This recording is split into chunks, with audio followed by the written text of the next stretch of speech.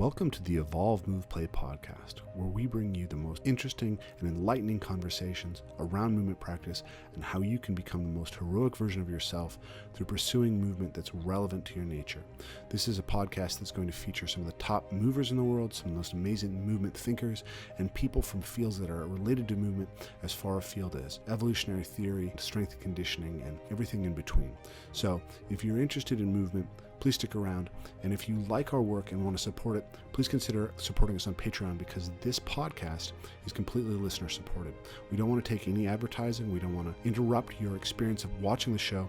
So what really helps us get the best thinkers on, have the time to put these together, have the best quality for you guys as far as audio and video, is your support. So please consider supporting us and enjoy the rest of the show.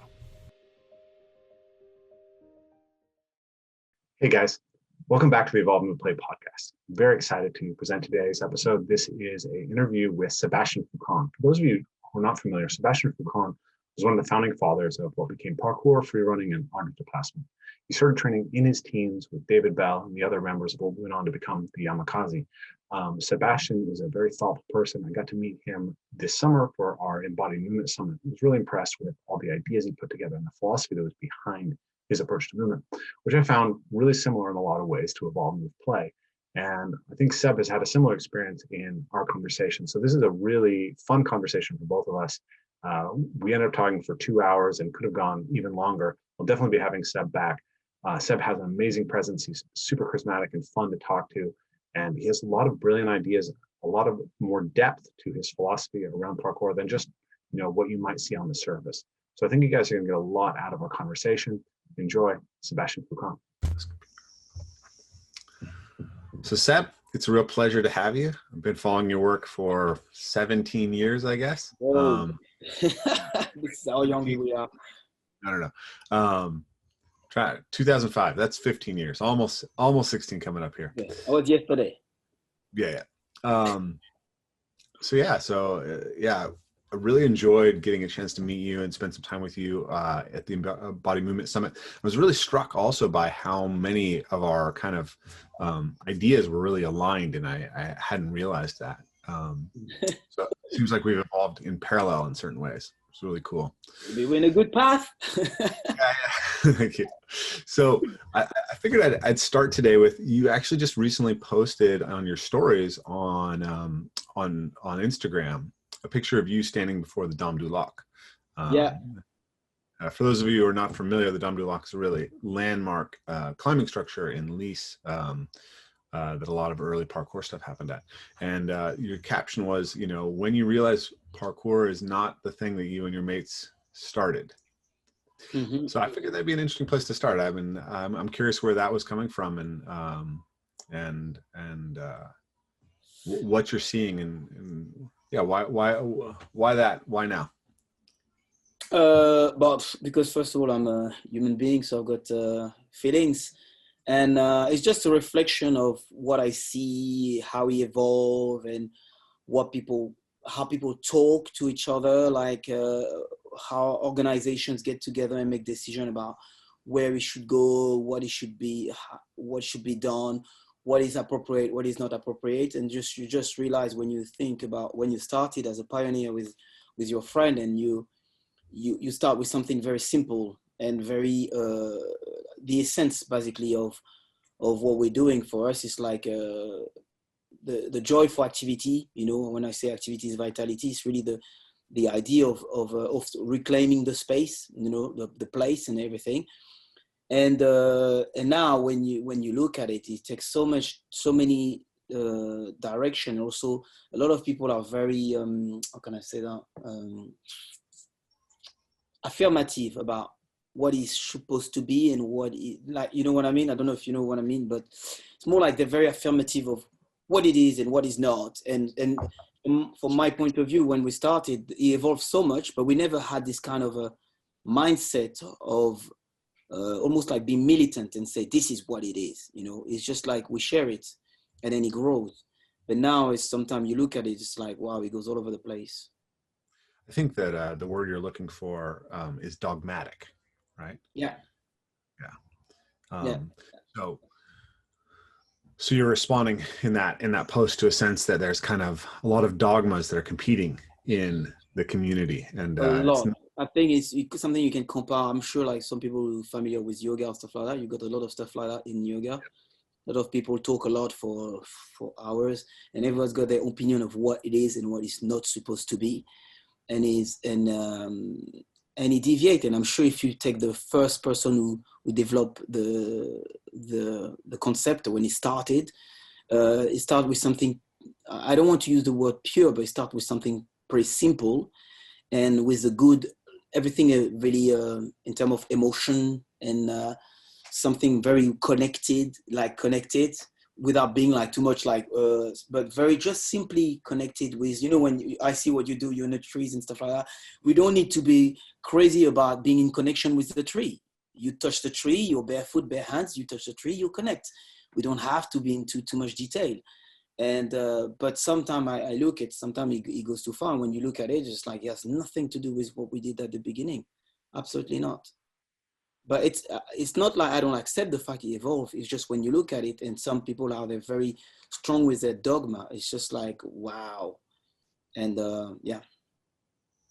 It's interesting because I think in some sense the dogma, some of it comes out of a desire to preserve, right? Yeah. So I'm curious what your thoughts are on that, on like how do we let something evolve and yet also retain its essence? I think it's inevitable that there will be people who will choose. People will have a sensitive. Oh, I need to switch off my phone. So let me see up. Yeah, people need to be very. It depends on sensitivity, but I hope it's the word sensitivity. Yeah, some people will go for the essence, and other people will go for to explore new things and new era. And I think it's necessary. I choose to always, I want to be distant, because the more I look around, I don't want to go in too much into detail, because I don't want to names. But for me, when I look around, as I say, it's just like I don't recognize what people decide, the direction they want to do with like the choice they make, where they're going. For me, sometimes I look at it, so like it's not nostalgia. It's more like when you think, it's more like you think about the past, you say, oh, my era is gone. Like literally, you look at it and my era is gone. It's like, because I've been to a time when I practiced, and then you got the new generations coming. This new generation influence another generation, and the generation, and I'm probably like 5 layers below, you know? Yeah. No, yeah. I get it. And that's the realization when you just like say, my God, like my voice, so for some people my voice counts, but sometimes when I look at it, it's like, for some people, it's not like it's not like they want to be disrespectful or something like that. It's just like for them, I'm not part of their era. You know, like when time goes, you see all your heroes and people you know just pass away. Like if you heard like big names like we knew, like we in our generation, say, hey, you know, this guy passed away, and the same age as you. That's where the sign you start to realize, my God, my era is disappearing. That's kind of when I put the sign of my post. It's kind of this kind of a statement, like pretty strong. But some people say, they put the emoji with the sad. It's not sad. It's just fact. You just look around and say, this is gone, and my voice is not. Come on, how would you say that? It's not. What do you say? No, it's not preeminent anymore in the same way that it had the chance to in the beginning. Yeah. But again, like for me, I still feel maybe it's a sign of getting old, because I still feel very relevant, and I've got a lot of stuff to do. But when you look around and say, they don't care, you know, that's the thing. It's like you literally observe and you just say, they just don't care. They just live the way they want to live, and they make decisions they want to make. And I think this is what it is and what it's supposed to be. And just you make your point. You say, you know what, you need to keep exploring and do your thing. Yeah. So it's interesting. I was training with a couple of my training partners yesterday who have been training for about 12 years. And I told them I was interviewing you today, and they were very excited, right? They're like, oh man, like Seb's one of my heroes, like big time hero. Both super skilled guys. I don't know if you know Justin Sweeney and Brian Prince, wonderful people. I'm sure I saw the video. Yeah. Justin just competed at World Chase Tag. Okay, I definitely saw him then. And then Brian was he stunt doubled for Predator. So he's a giant 6'9" guy. So anyways, so they're like, these are people who are still really, big parts of the community. But I do see like some of the younger kids, people who are 20 years old who may have been training for 8 or 9 years. And sometimes they don't even know your name or David's name. We will disappear. Yeah. We're already disappearing. That's the thing. When I put my post, people know. Some people who still follow me, they say, "Oh, what are you talking about?" But from my point of view, for what I've seen, for all the era and how it goes, you got a big vision. You can see. It's just like it's inevitable. You say, it's just like, okay, they're gonna decide what it's going to be. They're literally going to decide what it's going to be. Yeah. The future always arrives whether we're ready for it or not. So it's interesting because I have a sense, and we talked about this before, that kind of the speed at which the parkour community grew and the opportunities that were involved ended up putting you in a place where it was uncomfortable to kind of be in that forefront. And then you stepped back for a long time, and it feels like now you're stepping forward and making your voice a lot more present and available for people.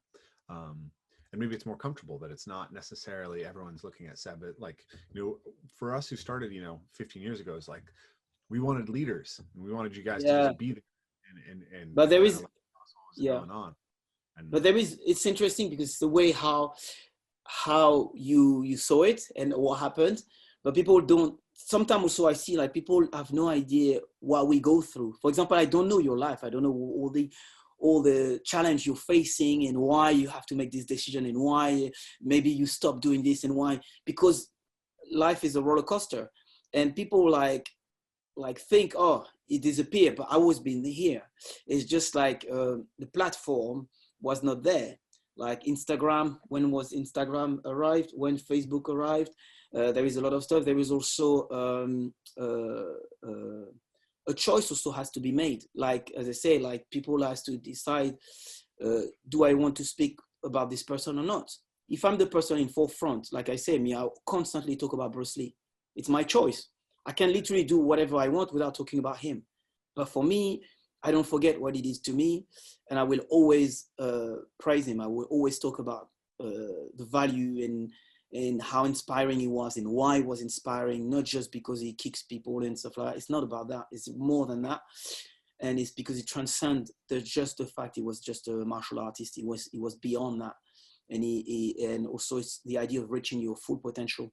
But you see, it's the same with me. Like some people say, oh yeah, Seb, you touched me. But it's like, when we talk about legacy, how is legacy is being transmitted? And you have some people, I think they're so eager to be the forefront. So they will put themselves in forefront. They just say, oh, I started. They're like, yeah, I had this idea before and stuff like that. But they have no idea, like, when we were doing it, they were babies. And some of them, they weren't even born. And it's very hard because sometimes people see me like, looks young, but they don't know the story. They don't know how far we've been. And for me, I've never disappeared. I've always been here. But there is some also subject where I'm deliberately choose to not go. For example, when we talk about the Olympic and the FIG, and there is so many stories like parkour versus free running and so on and so on. And there is always new things. I think there is a new things again. Like I think one of the parkour athlete did something with a porn star. I don't know if you heard about that. Yeah, and now apparently I didn't know that. It's just like one of my coach yesterday said, have you heard about that? I said, what? For me, it's just like, I'm out of my jungle. Someone says something to me. Say, what? Yeah. Something happened for me. It's like, okay. And as I say, for me, it's a different era. It's just like, I'm just like, okay, this is a new thing. It's a completely new thing. Yeah. I suppose you weren't facing as many of those issues of social media and what it means and social justice, and the Olympics weren't knocking on your door trying to take over your sport. Yeah, apparently it's finished. They can't do it, right? Yeah, which I'm quite happy. That's a whole other thing. We probably don't want to go too much. So there's three things that I find really personally interesting about you. One is I'm always very curious about understanding more deeply where all this started. Two, I think that the work you're putting forward right now, like, the most recent version of Seb that you're putting out and the ideas, I think are really, really rich and add layers to the way we think about this practice that a lot of people are not doing. And then there's the story of your journey, which I think is really interesting as well. But I wanted to stop for a second and kind of go back to this idea of the development of yoga as a comparison to the development of parkour, because I mean, yoga is quite ancient, and it also I feel like people don't understand this, but yoga is viewed as one of the 7 branches of Vedanta, which is what is normally called Hinduism. So yoga in its traditional sense is a religion. It's not a physical practice. Yeah. And physical practice is largely exists to serve the meditative practice, right? It's a way of preparing the body for doing seated practice. I think it's, correct me if I'm wrong, but for me, it's like it was part of a big lifestyle, and people cut a piece that's interesting for them, like the physical part of it, and they just make it like trendy and super cool. And now it's become a business, a massive business, where there's still some like spiritual or whatever stuff, but people like just brush the surface. And then they just take it, and then it's almost like parkour. They just take what they need, they mix what they need with it, and that's it. And now it's well known that it's almost like the real yoga is still there, but no one really hear about that if you don't search for it. And the other bit is just the business we know, and everyone like who can afford have enough money to go to the class, to the yoga class, go to the yoga class. When it started with someone who was barefoot and he was connected with the nature, so his feet was planted in Mother Earth. He was breathing the air, and he was like connecting movement and breathing together.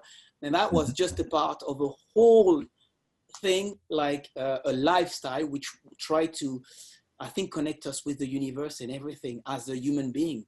And sometimes I see some similarities with parkour, but parkour definitely gonna get there. We're nearly there.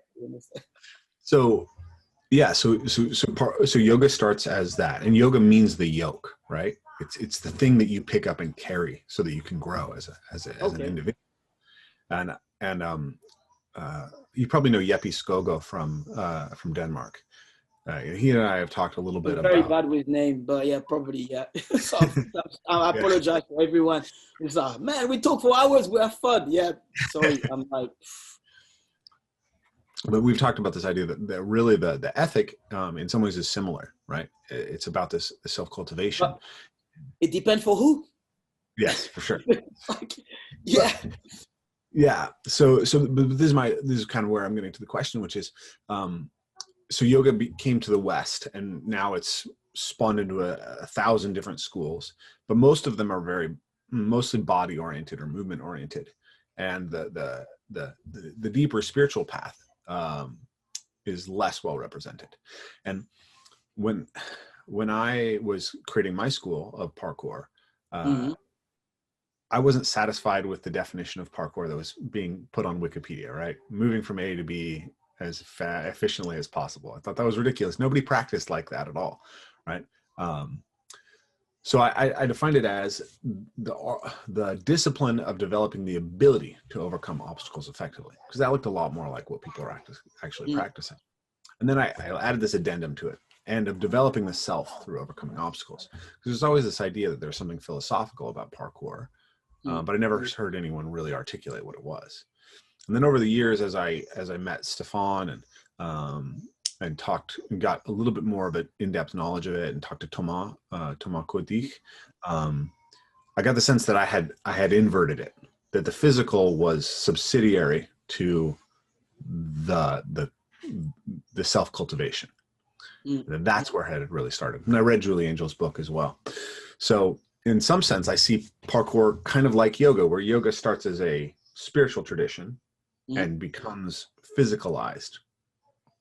Parkour, to a lesser degree, starts as a exploration of how you create strength in yourself as an individual, and then becomes a set of skills and tricks for moving around on objects in the environment. Yeah, big time, yeah.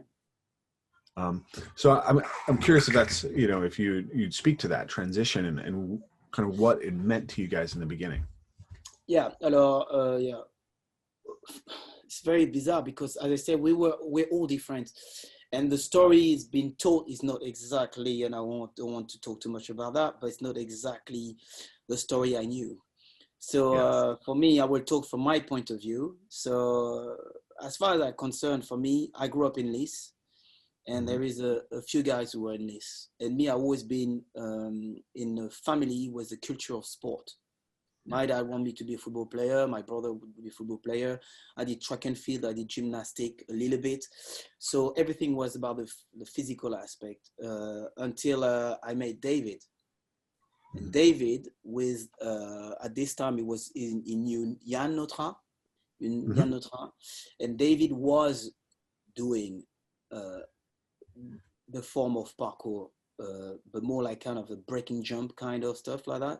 It's not as refined as it is now, but the technicality, everything for me started from David, and his drive was from his father. And but it was like how do you say, like brut. It was pretty like really core, like not as it is now. Like we have now here we have the names and stuff like that. It's not the name, it's just you practice. And the mindset was the military mindset. Even it's stupid because we're young, so like you don't go for the war, but the mindset and kind of exutoire, the stuff was thinking about how you can train yourself to be strong, basically. And along the way, we had friends, and this is not a period of years and years and years. It's just short period of time. So in the mind, you say, but I was here before, but it's just like very short, very condensed, where you just met people and you just get together. And then we practice. And so to answer to your question about how it was for me, my personal quest was always linked with the idea of my fear. It's as simple as that. I had David who had a drive, and he had the practice before, so he was skills for what he was doing. He always did, like he was already doing jump like I couldn't do, and I struggled for me to reach to get to this to a level that is in alignment with my physicality. Voilà, that's it. There is a big gap. So because I was physical, you can find someone who's an athlete, but you bring them into parkour and then you discover, you can't do this jump, you can't do that. That's my struggle. I couldn't, like Dame du Lac, for example, struggle to climb Dame du Lac because I see myself, I'm going to fall and die. So for me, there is no way I'm going to climb. But I could be here just in case to call the firefighter or anyone emergency to help you. Yeah. But you see, so that was more my mindset. And for me, what I like the most is the playful aspect. Is the idea, especially I was bad at school, is to go outside. Basically, I'm an artist. This is who I am. I'm not a parkour guy. I'm kind of like more like a sponge and more like a chameleon. And I learned stuff from people I knew, because when I was young, I didn't have the skills. So I don't know how, but I developed I could assess someone and see how he does it and go for it. I don't know if it makes sense. My two older brothers were the athletes. They literally were the athlete. They were like in athletics, they were literally really good. They do like French championship and stuff like that. I never been near there. You see what I mean? Then I met David. David was, you go in list.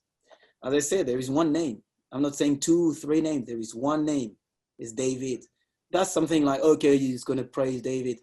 That's my story. That's the stuff I know. I can point any guys from list is still alive this day. I can say, go talk to this person. It's going to tell you who in list was doing what was like, my God, that's crazy.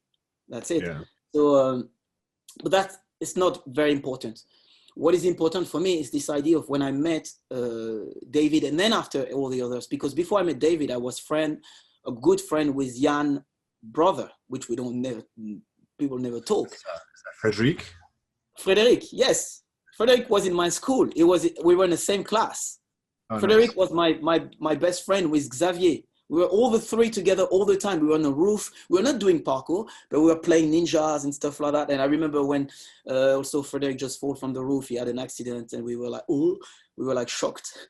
And he was okay, but my God, he had his head bleeding. But anyway, it's a story. But we were not doing parkour. We're just like playing around. But for me, that's my link. For me, it's art and play. That's my thing. And I never understand the drive for any others. Like, because after quickly we have all the other guys from the Yamakasi, and that was a fantastic period because it was for me, this is the beginning of everything. For me, I say Yamakasi are my brothers because also they are the person who makes people believe that it is possible. Because despite David's level, despite me doing whatever, before Yamakasi, there was nothing. Yeah. You can look, there was nothing. It's just like, get together, put a name, do this. And they were, even when they did the movie, they were further than David and myself in France. I'm talking in France. They're really together. Their name was bigger, or they're further as far as the skill. Oh yeah. They were big. At some point, they were very big. So they had their personal journey. And again, people don't know that, but it's the first group ever. Like I say, it's the first group ever. There were no group before. So anyhow, so for me, it's what also, we all carry our burdens and our suffering. And for me, it's like the break, when the fames arrived, the break of the camaraderie, there were no more, because it was all about talk and political. I was here first. And that's where I disappeared. You know, when you talk about, then you came and then you disappear. I disappeared. So I went to a path of finding who I am and what I wanted to do, which I wanted to teach. And you talk with the guy from Yamakasi, or you talk with David, say, Seb, he wanted to teach. It was always preaching, always with his philosophy and stuff like that. But my philosophy didn't come by just like that. It's because I love martial art. I love the philosophy it goes with martial art. It's not just like you punch someone. It's always like your opponent is not the person in front of you, it's yourself, you know, all this kind of stuff like that. And I was so much into that. And also with art. If you do art, there is no way you're just about how far you can jump and stuff like that. You see things completely different. And that's why I came with the idea of art du déplacement. Because for me, Yamakasi, I like to be strong, to be strong spirit, strong mind and stuff like that. But for me, I couldn't help myself. No, we need to put something to show the beauty of what we do. You see, and that's where I came with art du déplacement. I did the first logo ever, and I write it down, l'art du déplacement. And that's history, but nobody now, as I say, the generation now, they don't care, they don't even know. But this is how we started. This is why everyone now has got logo now. It's because we started it. So I want to step back for a second, because you're saying so David was pursuing his thing. He was jumping, right? Yeah. He was following in Raymond's footsteps. He had to drive. So the story that I've heard is that Raymond was jumping buildings way before any of this started as a way to train himself for the pompiers, the military firefighters, that he had broken that. Is that true, or is that a rumor? Raymond was doing what? He was doing jumps, right? He was doing jumps as a way of preparing himself for the pompiers, for the military firefighters. No? It's a myth. I don't even say that. I don't want to You don't know. So anyways, I do know, but as I say, it's always a story about I say that. And Raymond was very physical. He was trained for the war when he was in Vietnam, for the real war, and then there is no war happened. So after he arrived in France with all this, when he was trained for like really tough, he saw his friend died. I heard it from himself. Okay, you see people explode with the mine. You know the mines, like landfill. Like I don't know you call it. Mines, yeah, mines. Yeah. I remember I was there. He said that he saw his friend, like they were joking. It's crazy, like stuff like I don't have anything to to corroborate, to say it's true, but that's what he said to me. They were playing with the stuff who can explode, and they were throwing to each other like this, and then just jumping, oh my God, and stuff like that. So it was a completely different mindset, like very crazy stuff. And when you arrive in France, with all the kind of health and safety, it's a bit different. Even like firefighter is completely different than firefighter now, because they could go to the roof and stuff like that. But anyway, Raymond was already gifted. He had the physical, he didn't train to go, I don't know who say that, but he didn't train to be ready for firefighter. He was above the level of firefighter. That's why when I'm the only one who was firefighter, that people can write it for the record. Nobody ever been firefighter in Paris. I'm the only one. I did my class and I did the intervention. I've been through fires. I've done it. Okay. And why I did it? Because I like to know the true story. And I was with l'équipe spéciale des Pompiers de Paris, because I tried to find out the story of Raymond Bell. Is that true, or just my friend told me stuff? So that's why I'm like, I don't know who say whatever they say, but they didn't go as far as I've been. Okay. And it's recorded, it's written. So for me, I met someone, I asked the guy, is Raymond was that good? And he said to me, Raymond didn't do the sport. He was the sport. That's what he said to me. For me, it's like, wow, you know. So for me, he didn't train for that.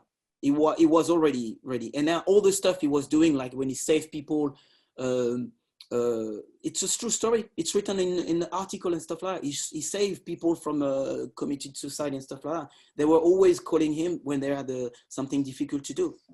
After, again, by respect for the Bell family, Fong, Cathy, Nelly, Shaw, William, that for me, there is something happened with Raymond. So for me, I don't want to, by respect, I don't want to make him low, but at the same time, I don't want to put him in a pedestal, because there is, yeah. People need to, there is, okay, it's part of history, it's there, but now, by respect, for me, it's focused on David. David is the founder, is the guy who's opened the door. Okay. So David was doing the jumps, and then you became friends with him and you started jumping with him. And tell me if the timeline that I understand is correct, but that he was already maybe friends with the other Bell cousins and you said and Jan, and they were also doing jumps, but maybe it took some time for you guys to all come together. Yeah. So I don't know if people need to find the chronology, but basically there is only 4 guys in Lys. Okay, Laurent, Jan, David, and I. Okay. So we knew each other, even me not practicing, because Laurent and I, we were in athletics club, the same athletics club with Laurent's brother, Sebastien. So we knew each other. Okay, Laurent talked a lot about, he met Jan when he was doing cross running, you know. Cross country. Yes, because Lys is a small town. Okay, that's how we know. Alors, Laurent and I, we're living in the part of Lys. Lys is cut in 2 parts. There is the old Lys and the we call it the whole Lys, kind of. That's how it's called. I can't say it in French, but le vieux Lys. And you've got le Long Réage. Le Long Réage, this is where David and Jan was. Laurent and I, we were in the old Lys. That's why I knew Laurent even before we knew Jan and David. That's the connection kind of the story.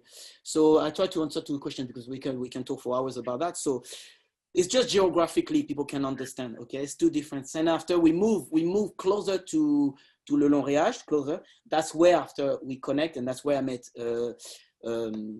Jan's brother. We were together with Xavier, and then because it's very, very close. If I show you, you come with me, we walk. You say, yeah, okay. It's very, very close. We're neighbors, and then that's where. David, Jan, and David Malgoin, another person, they were together already. They were already doing the training, the physical training, not talking about parkour.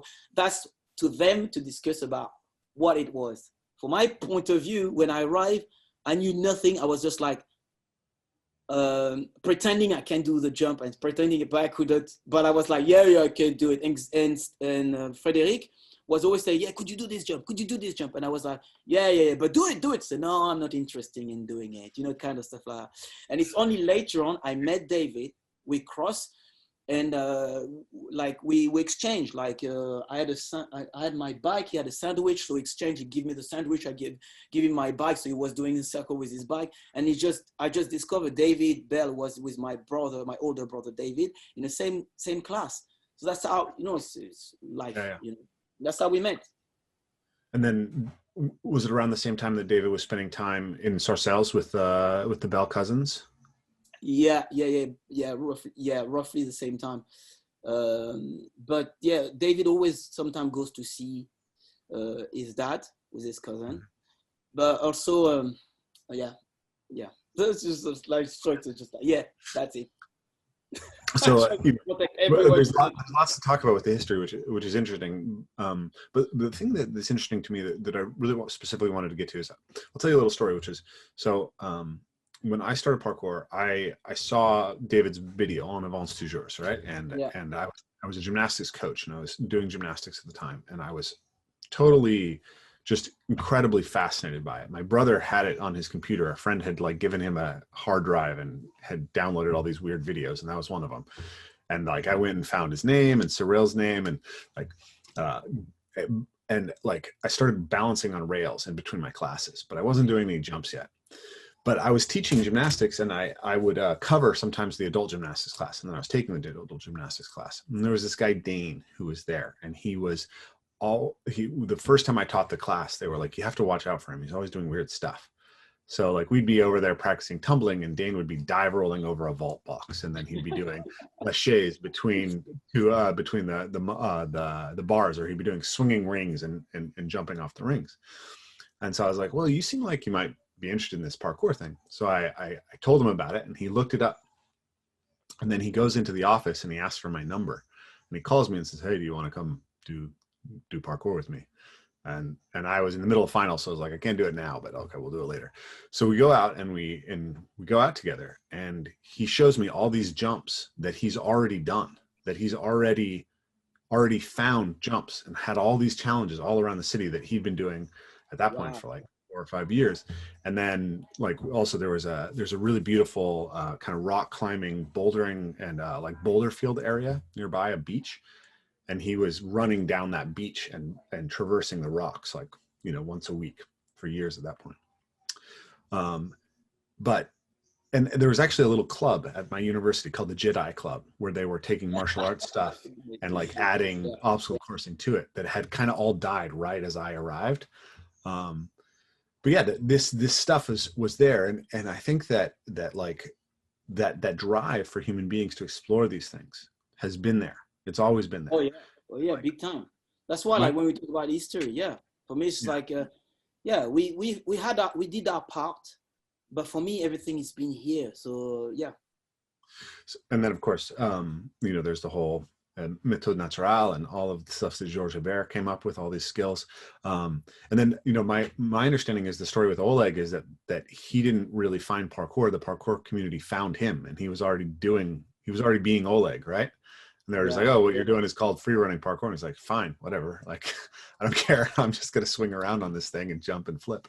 So these people have been out there, these people who just didn't stop playing as kids. But it's human being. For me, it's like, if you think of it, it's like how is it possible? Like, it's like someone say, I created martial arts. So since before me, no one's punching it in the face, no one kicking. It's like I did it. It's like, no, it's like swinging, like jumping, running. It's like méthode naturelle. But when you change the environment and you put like walls and stuff like running, you think you wouldn't do nothing. When you see every children, you don't talk to them about parkour, you let them with the railing, what they're going to do. They're going to spin around and doing stuff. It's already there. For me, it's just like, I will never take away the fact like we're a pioneer. We literally launch a fashion phenomenon, but at the same time, I will refuse to be like put in the place where just like, it started from you. It's no. We have that in us. We just magnify glass, and we just put the stuff which was there. We talk about Jackie Chan. We talk about so many. It's there. It's just there. That's it. So what's interesting to me though is, why didn't it exist before?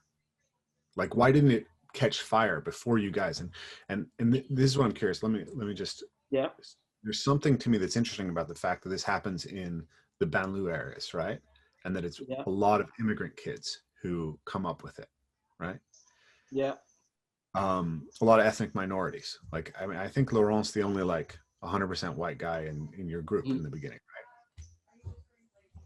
Yeah. right? Yeah. Not true. It's not, for me, it's just like, this is not the story. It's a story. It's a story suit, but this is not, for me, it's not exactly like that. It's not because we're immigrant. This is not because of, for me, it has nothing to do with it. Okay. It's just like, for me, it's culturally speaking, France is the good land to be outside and do stuff without being stopped. If it was in US, it's a bit different, because it like, you know what I mean? It's different. It's like you've got weapon everywhere. It's like, it's different. It's a different culture, and I think if you see, for example, I've been shot. Like, look at me. Like, I started it. I'm off. I'm off. Yeah, yeah. You know the story. You know what I mean? So I'll be off. By the way, what do you say? I say you're in US. You're not in US. Yeah, I am in the US. I'm Seattle. I'm always confused because, oh my God, I'm just confused. Okay, anyway, yes, you are in US. So for me, yeah. And honestly, for me, and I travel around the world, and I've been in America, and I've been lucky, I think. I mean, my God, I didn't know half of what I know now, but I was just going on railing and doing stuff like that. But for me, it's just like, now it's pretty tense. But however, it's just like, I don't think it could start over there, despite the hip hop culture start over there. So there is right. Stuff can happen, but I'm talking more about the landscape and going outside. You know, this idea of, like, for example, trespassing and stuff like that. For example, in France, you know, jaywalking. Yeah, it doesn't exist in France. It's just like, what is that? What is that, jaywalking? It's just like, you know what I mean? So it's a cultural thing. What I mean by that, when we talk about, for example, Laurent, but there is people in between, before, like, you know, the Yamakasi, all the guys, okay? Yeah. But before the guy from Lise Sarcel, okay, because they're cousin of David. But before Lise Sarcel and Evry, the guy from Evry, Guillain, Malik, and Charles, there is plenty of guys in between. That's why I say, by respect for me, I like the story. Okay, the story is like that. It makes everyone happy. But at the same time, I know those who were there and no one talk about now, they still participate. Their name is not famous. They're not, there is plenty. Karim, Tinaro, Sebastien. There is plenty of guys. Gono, Bato, like all those people. It's just like, yeah, we are the people in front. But it's like, for me, so, that's not the story I know. You know what I mean? Yeah, so sure. Go back to what you just said. It's like, the question was why. There was why it's why does it ignite there, right? Dane's doing it here, and the Jedi Club is here, and Oleg's in Dvinsk, and you know, I'm sure there's 1,000 other stories like that. Yeah. You know, it's how many kids decided to watch it? It's a mix of people, the drive. Basically, that's why I say everyone has a part on it. After, it can always be debate is the problem of anyone. But for me, it's like, me had a drive. I wanted desperately find find the cause of my ignorance and my fear. I find the perfect tool within David, which I see what he was doing. I was like, my God, I'm going to die if I try anything like this. But I gravitate around him because he was my friend, and I was following him. I went with him in Sarcelles before Yann goes there, before Laurent goes there, before even, I'm not even talking about Malik, Guillain. I was there before. You know, it's not to say like, I don't care the time. We were all together. I like that. It's okay. It's fine. But I was there before. So I see David's drive and David pain. So I know, and I couldn't cope with that. I couldn't match with that because we're not, I've got my parents, I've got my brothers and sisters. So for me, I'm fine, you know, but David was a different thing. And his cousin also has a different thing. So we were like, there is something very strong, like a kind of a very strong family things over there. And that was the starting thing. So it was kind of like a hobbies, you know, like something we had. We were not good in school, so we had that. Like we had that, and meeting other people like Jan. Also, Jan has also the things for training, because also he had a father who was military, so he had a tough training, and I think it's the mix of everyone who has something to prove get together. Everyone had something at some point to prove. When you talk to them about their story, you talk with William, you're going to say, yeah, but me, when I did this, nobody wanted me to do the jump because I was the youngest, and da. So he had his drive. Okay, I'm going to show people. And you talk about Shao, I'm sure he's going to say something. You talk about Fung. Always someone has a drive. And then we create a culture almost on the same alignment as skateboarding and BMX and stuff like that. But we had our stuff. So, but we've been influenced by all this. I'm not saying we're trying to do skateboarding, but this is our generation. Our generation is Tony Hawk's. Our generation training is Rocky, Bruce Lee, Rambo, Schwarzenegger, all the muscle. This is my generation. And then even like when I was young, there was Dragon Ball started. Some people now, they're very young. They love Dragon Ball now. No. When I was young, Dragon Ball started in France. You know, I didn't start in France, but that's where I started. So it was all about training. And I was completely into it, like literally into it. And we had first the culture of training, and then it started to become more, I would say, stylistic and more refined, because I started to put the name. I started to say, okay, what are we doing? Okay, that's the precision. That's, oh yeah, we go to the side, or that's tic-tac. I will call it tic-tac, because when we go, it was tic-tac. You know, I did that, you know, and for me, it's just like, and then after it built. And then when the Yamakasi's guys arrived, he said, damn, it's possible. We can reach a media level, like another plateau, because we were in lease. We were good, but we were in lease until like the TV came. And then until we decided to do a group, and we went on TV, and then it shows on TV. Now it's a different level. It's a different level. And then after the guy, because we're on TV, it's one thing. But then after they went to do the movie, and when they did the movie, now you just, for the first time, you're sitting in your house, you see the name in big, Yamakasisa. Wow. They made it. You know what I mean? So yeah, it's not nothing. It's not nothing. It's interesting though, because you didn't think it had anything to do with the immigrant thing, but what you described to me sounds like what people classically call immigrant mindset, right? You got a lot of kids who are driven, who are struggling, right? And who had to create a new thing. Right. But honestly, have you played basketball? Yeah. Have you ever played basketball? Yeah. You see, have you ever played football? Mm-hmm. I think every children need something to spend. You know, when I was in school, I used to do this. I used to do graffiti also, because I thought hip hop culture was for me. So I was trying to do like breakdancing and stuff like that. It was a trial. I tried to do that because we've got energy. That's why I talk about my energy things, Age of Fire and everything. You try to find who you are. You see something, it's interesting. Oh, Tony Hawk's. Oh, I've got a skateboard. I'm into skateboard, you know. And then after you try to refine, and that's what we were doing. But you go further when you're together. And we were together. So we had these things called parkour, and we were just doing it together. And that's it. And then we keep on doing it. And then by being on TV makes us believe, like even more, like now we've got something. You know what I mean? I got a chance to interview Danny Way recently. You familiar with Danny Way? Who? Danny Way. Danny Way jumped. He's a skateboarder. He jumped the Great Wall of China on a skateboard. Set like 20 some world records for highest air, and jumped out of a helicopter onto a half pipe, and with the skateboard. Correct. Yeah, crazy guy. His story was a lot about pain though, right? Like he lost his father as a very young child, and then his mom struggled with drug addiction and left a relationship with a stepfather who was really good, and then he died, and then his mentor died, like all before he was 19 years old. As it's just interesting because I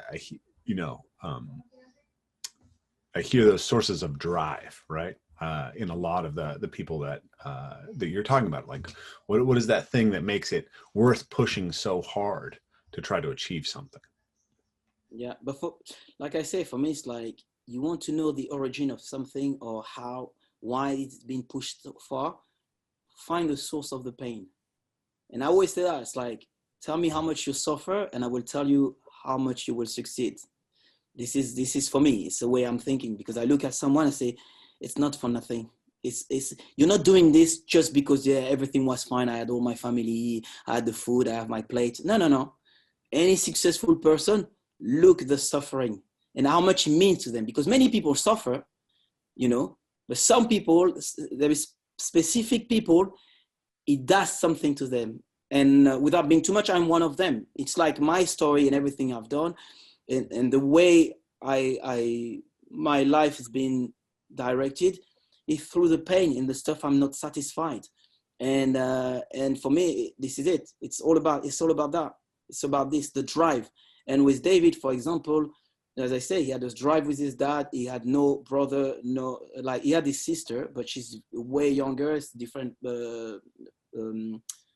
parents, But he had two brother, but from his dad, he had two brother, two brother, but not with his mom. Yeah. And David was the only one with his dad and his mom. I don't know if it makes sense what I'm saying. However, I don't want to spend too much time on this, but however, it's just like, I see the story of David. There is a lot of suffering and pain. And that's, you completely see the drive. Like literally, if someone literally, you put it down, you see, oh yeah, it's a clear drive, okay? And why I'm looking for that, because I'm a coach, and I'm a public speaker, and I'm very interested in the pattern to succeed and to reach another level. And that's why I'm very picky in watching things, for example, Mike Tyson and how Cus D'Amato, drilling, like all this stuff. It's the stuff like really I pinpoint, like Roger Federer, oh, he's got his mom and he's got his dad, everything was fine. Why is it like, and you try to find out what is the stuff ignite everything, and just like, whoa, this guy will never stop, because he has something to say to the world. It's like, like there is a suffering somewhere. And yeah, but that's, again, it's my theory. It's the way I'm geared. So the to me, parkour is a kind of intentional suffering, right? It's joyful suffering, yeah, but it's a choice to struggle, right? It's a chosen struggle. It's going out and putting yourself against something that's going to cause you to be afraid, that's going to cause you to occasionally fail, that's going to stretch your limits. And it's like we can work through those things within our personality. And it doesn't have to be parkour, right? It could be skateboarding, it could be surfing, yeah. It could be I think the flow sports in general are particularly good at this, because they give you a kind of uninterrupted way of looking at your own mind and how it reacts to challenge. But for me, that's kind of at the center of, right? When I was coming up in parkour, there was this, the parkour forums, right? Parkour.net, and there's a small community, and we're all, parkour purists, and .net. Wow, it's like, yeah. So, and there was all this talk about the philosophy of parkour. It wasn't just a sport. It's not just movements. It's philosophy. But nobody could tell me what the philosophy really was. Right? Because many didn't have that. Yeah. Because you need a certain pattern to have a philosophy. You can say philosophy, you can say sentence you read in a book, but to really, as I say, you need to do the journey. You need to climb the mountain to have the philosophy, and to be able to talk about the philosophy. That's why at some point people say, oh, Seb, just keep preaching and preaching. But I was reading the book and I was trying to understand my own demons. So for me, I always talk. I was one of the guys talking a lot about the philosophy. And then I stopped when people say, yeah, what's the philosophy? And I start to realize, like, I won't say my thing, because everyone start to claim they've got it too. So I let people talk about their philosophy, but there was none. If you don't have it, you can't say it. Doesn't make sense. But if you ask me, what is your philosophy, Seb, I can talk a lot about the philosophy. Say, wow, it goes far. Yeah, because I've been like this from day one when I started it. I'm not saying I was an expert, but that was the stuff, that was my drive. not for the physical point of view, because most of the job I couldn't do it. You can ask this, and now Seb couldn't do that, Seb couldn't do this. But the philosophy, I was observing, and I was really into that, with the connection with the environment and stuff like that. Like, even when you say about, like, I've got my idea. When you say, yeah, parkour is suffering, for me, it's not suffering. For me, it's not suffering. Parkour is the wooden dummy for life. This is what it is. It's like when you practice, it's like but because it's the closest you can ever find for all the discipline around the world, that's why you connect so much, because it's your body with the environment, exactly like a baby when it started and just like, oh, I need to climb these stairs and stuff like that. You interact with the environment. And this idea of challenging yourself again and again, and this questioning all the time, can I? Can't I? Can I do? No. Yes. Yes. No. Yes. And each time you it's almost like the old movie Highlander, you know, when they cut the people's heads and it gets stronger.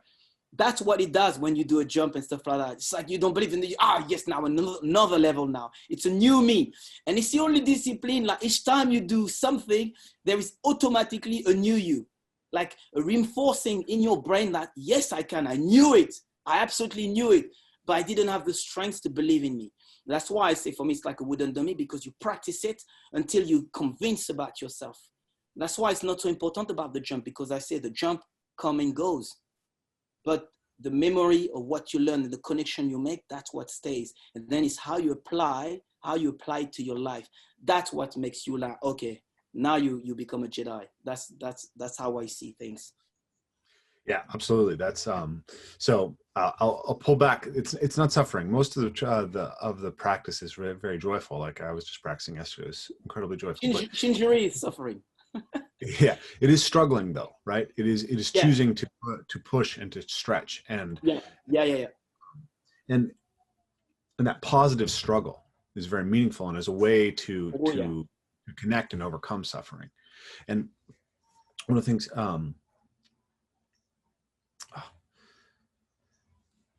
things like I always ask, you know, I think everyone who had, you know, you hear people, jujitsu, people surfing, you know, whatever, everyone's like, oh, this is the most life-changing practice, right?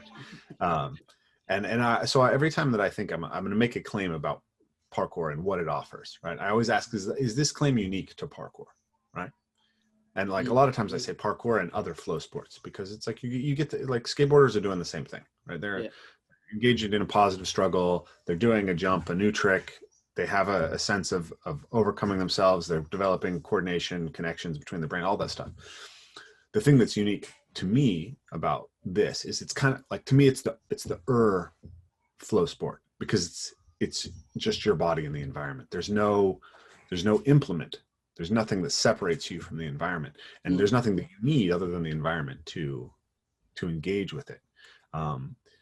So in that sense, it sort of feels like it's the most deeply connecting to the environment, right? Like you're getting we created sport for the enjoyment of people. Parkour, no one created it. It is legitimately the thing we're supposed to do. You're supposed to do it in school, you know, when it's the break, you should have an environment, and this is where you express yourself with the way it is. Like if we see some people in indigenous in the forests of life, the kids, what they're doing, they just express themselves. And you're right. For me, it's the closest to the connection. But for me, he's supposed to educate the society now for something we completely forgot. I say for me, it's like a whole book was here. So, oh my God, what is this book?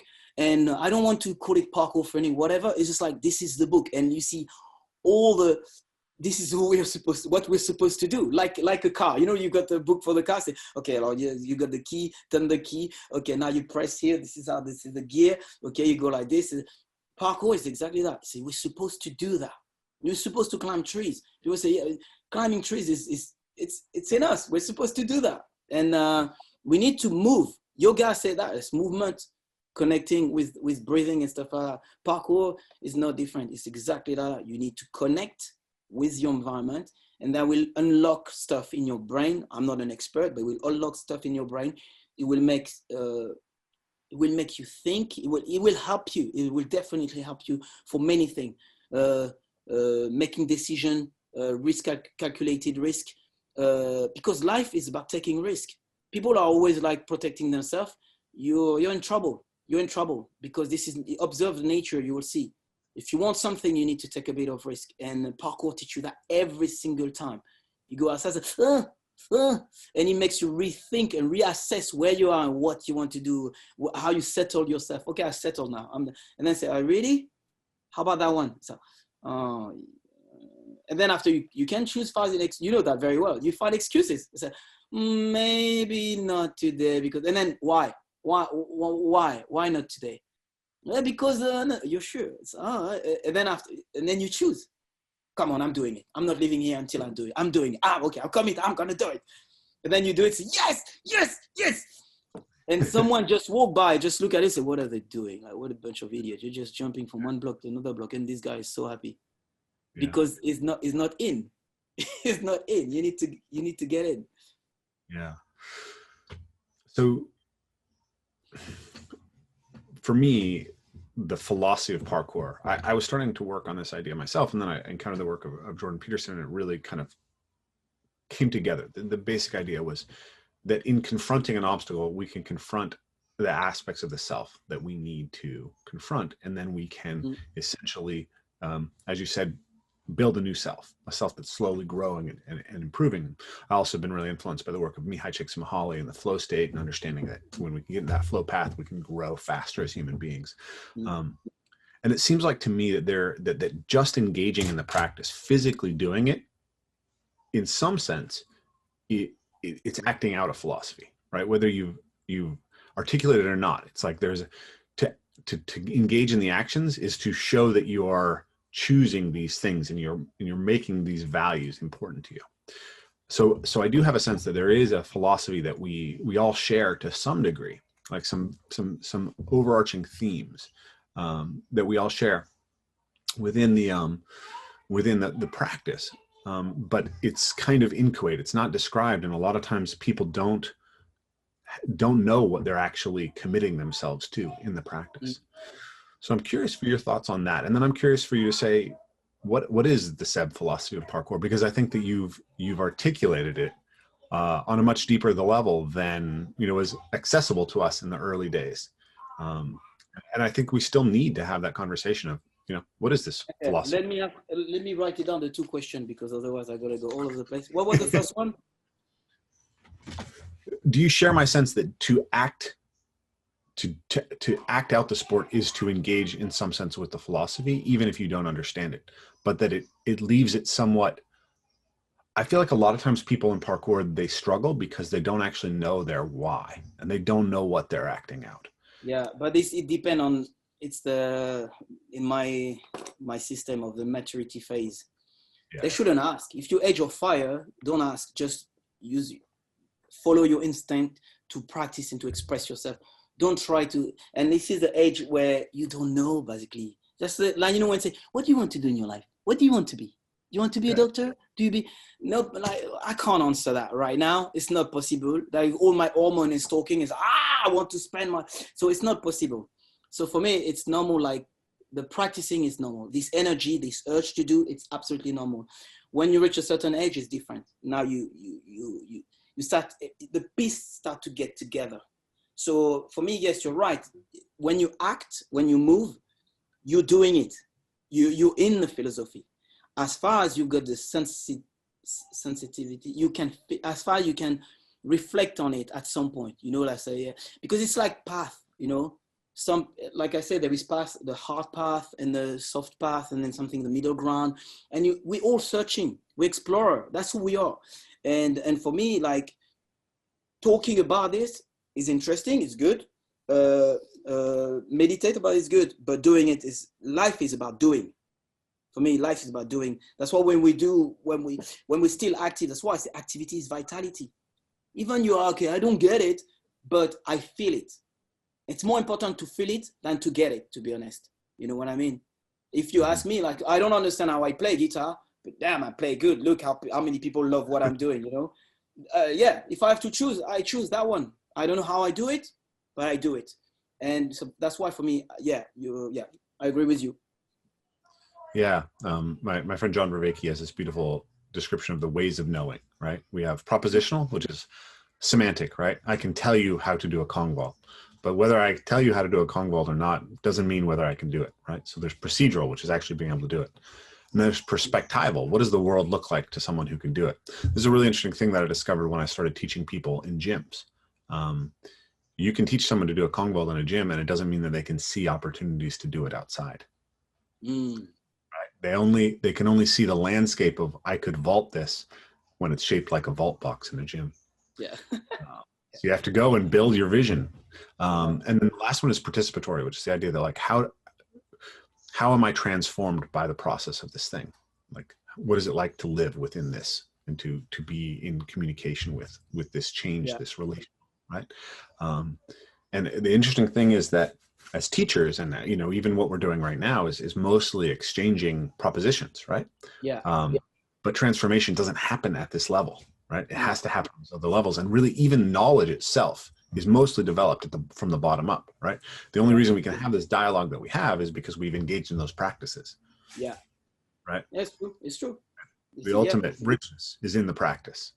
Yeah, you need, I think it's in Matrix when he said that there is a difference between knowing the path and I think walking the path. And for me, it's like, to talk about this, you need to go through. We need to exchange. You need literally to get there. And for me, it's just like for me, it's just like we need to, like, practice is essential.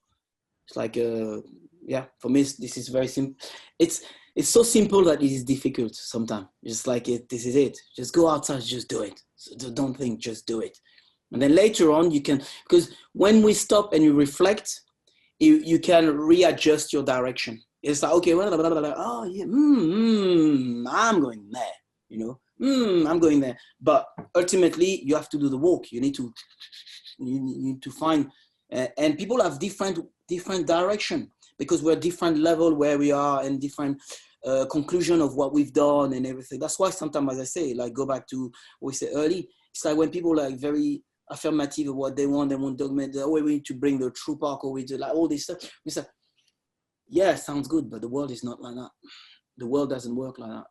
And it's proven. Look around. Like yoga, how many type of yoga there is? How many? Which one is the true yoga? You know, like it's this is it. The exploration stay. The explorer are still here. But the unification of look at how a tree is made. The tree is several branches. That's right in front. The knowledge is right in front of our face. We try to have one branch. Good luck. No chance. Mm-hmm. What was the second question? The second question. So what is the Seb philosophy of parkour? Oh, yeah. But for me, I struggle a little bit because I've got my academy when I teach. I like to say, it's called Freerunning, Foucan Freerunning Academy. Well, I teach parkour. Yeah. The name is irrelevant to me.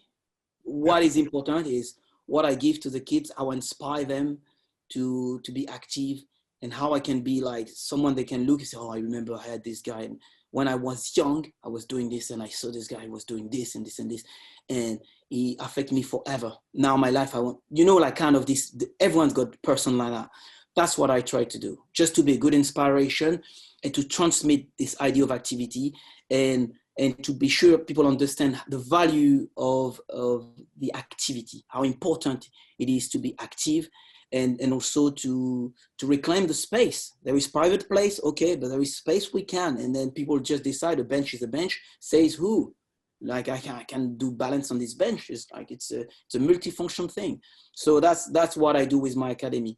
Now talking about my philosophy, I think I'm a Foucan method, so I completely move away from parkour because parkour always put a label and a name on it. So I don't know what is the philosophy of parkour, but I know what is my philosophy. And my philosophy is a holistic philosophy. In the spine of what I do, there is parkour for sure. It's literally on it. So I use the word trekking or sparring for what I do, but if you look at it, say, hey, it's parkour. Yeah, it's parkour because parkour is the essence of the movement. It's one of them, but it won't stop me to take something else. If anyone's coming with something like interesting to me, I will put it in mind. If someone say, yeah, but that's not parkour, I say, that's your journey. I'm no more like that. I need to do what I want, what I feel is necessary for me. You've got your journey, I've got my journey. So for me, if people ask me, what is my philosophy?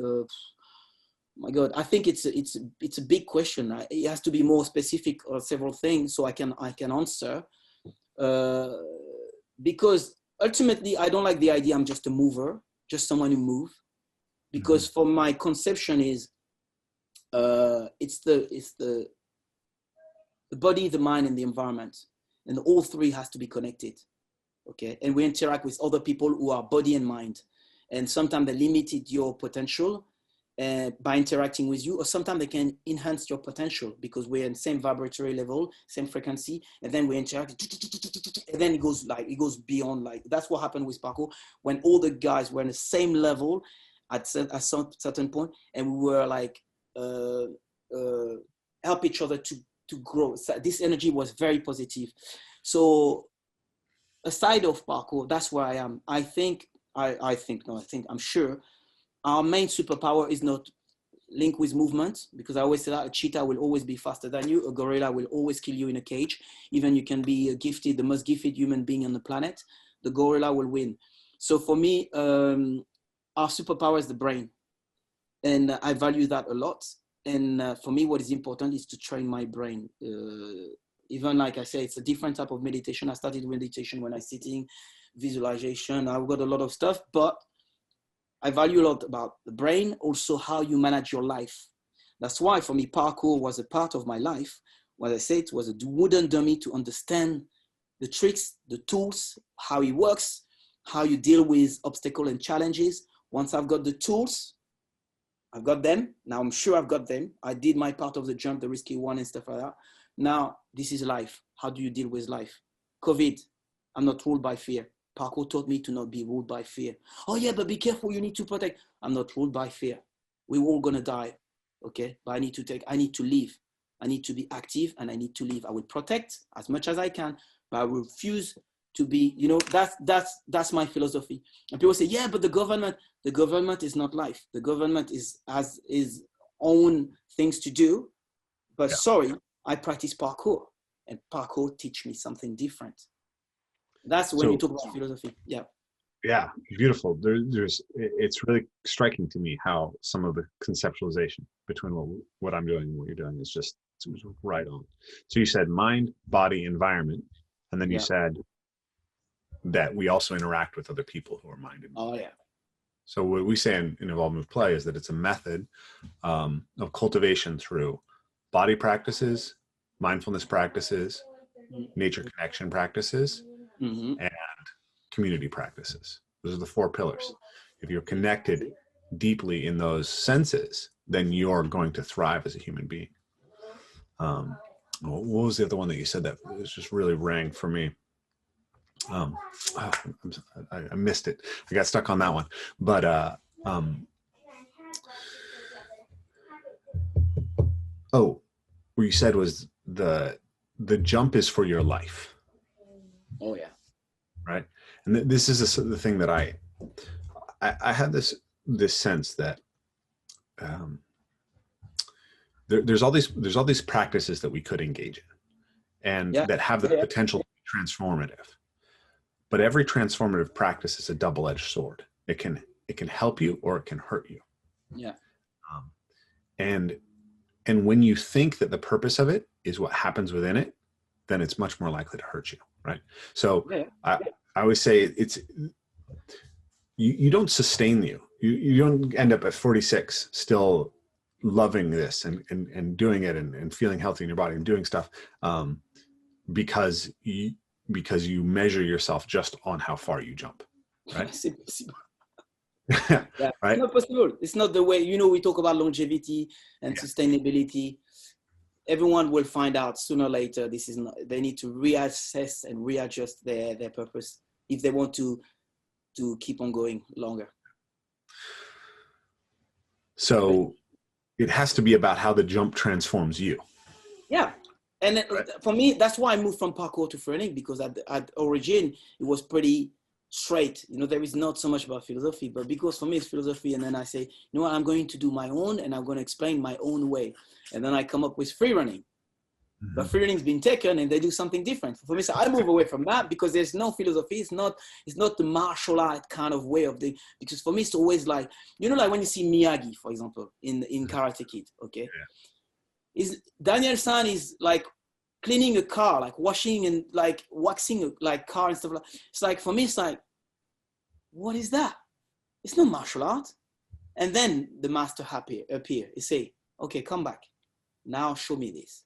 And he showed me that. See? And then after you start to realize, now go back, do it. Now you understand. That's what I think about in my head, how I see parkour. Like people can still do, oh, I did the IMAX jump. I did, yeah, great. But this is not the end of it, okay? Because you will, at some point you will get hurt because your body is not, it's like a bike. You don't try, you take your bike every day and try to do the biggest wheel, the biggest, no, your bike is too right. So for me, it's like, how do you translate it in your life? That's where you get to the next level.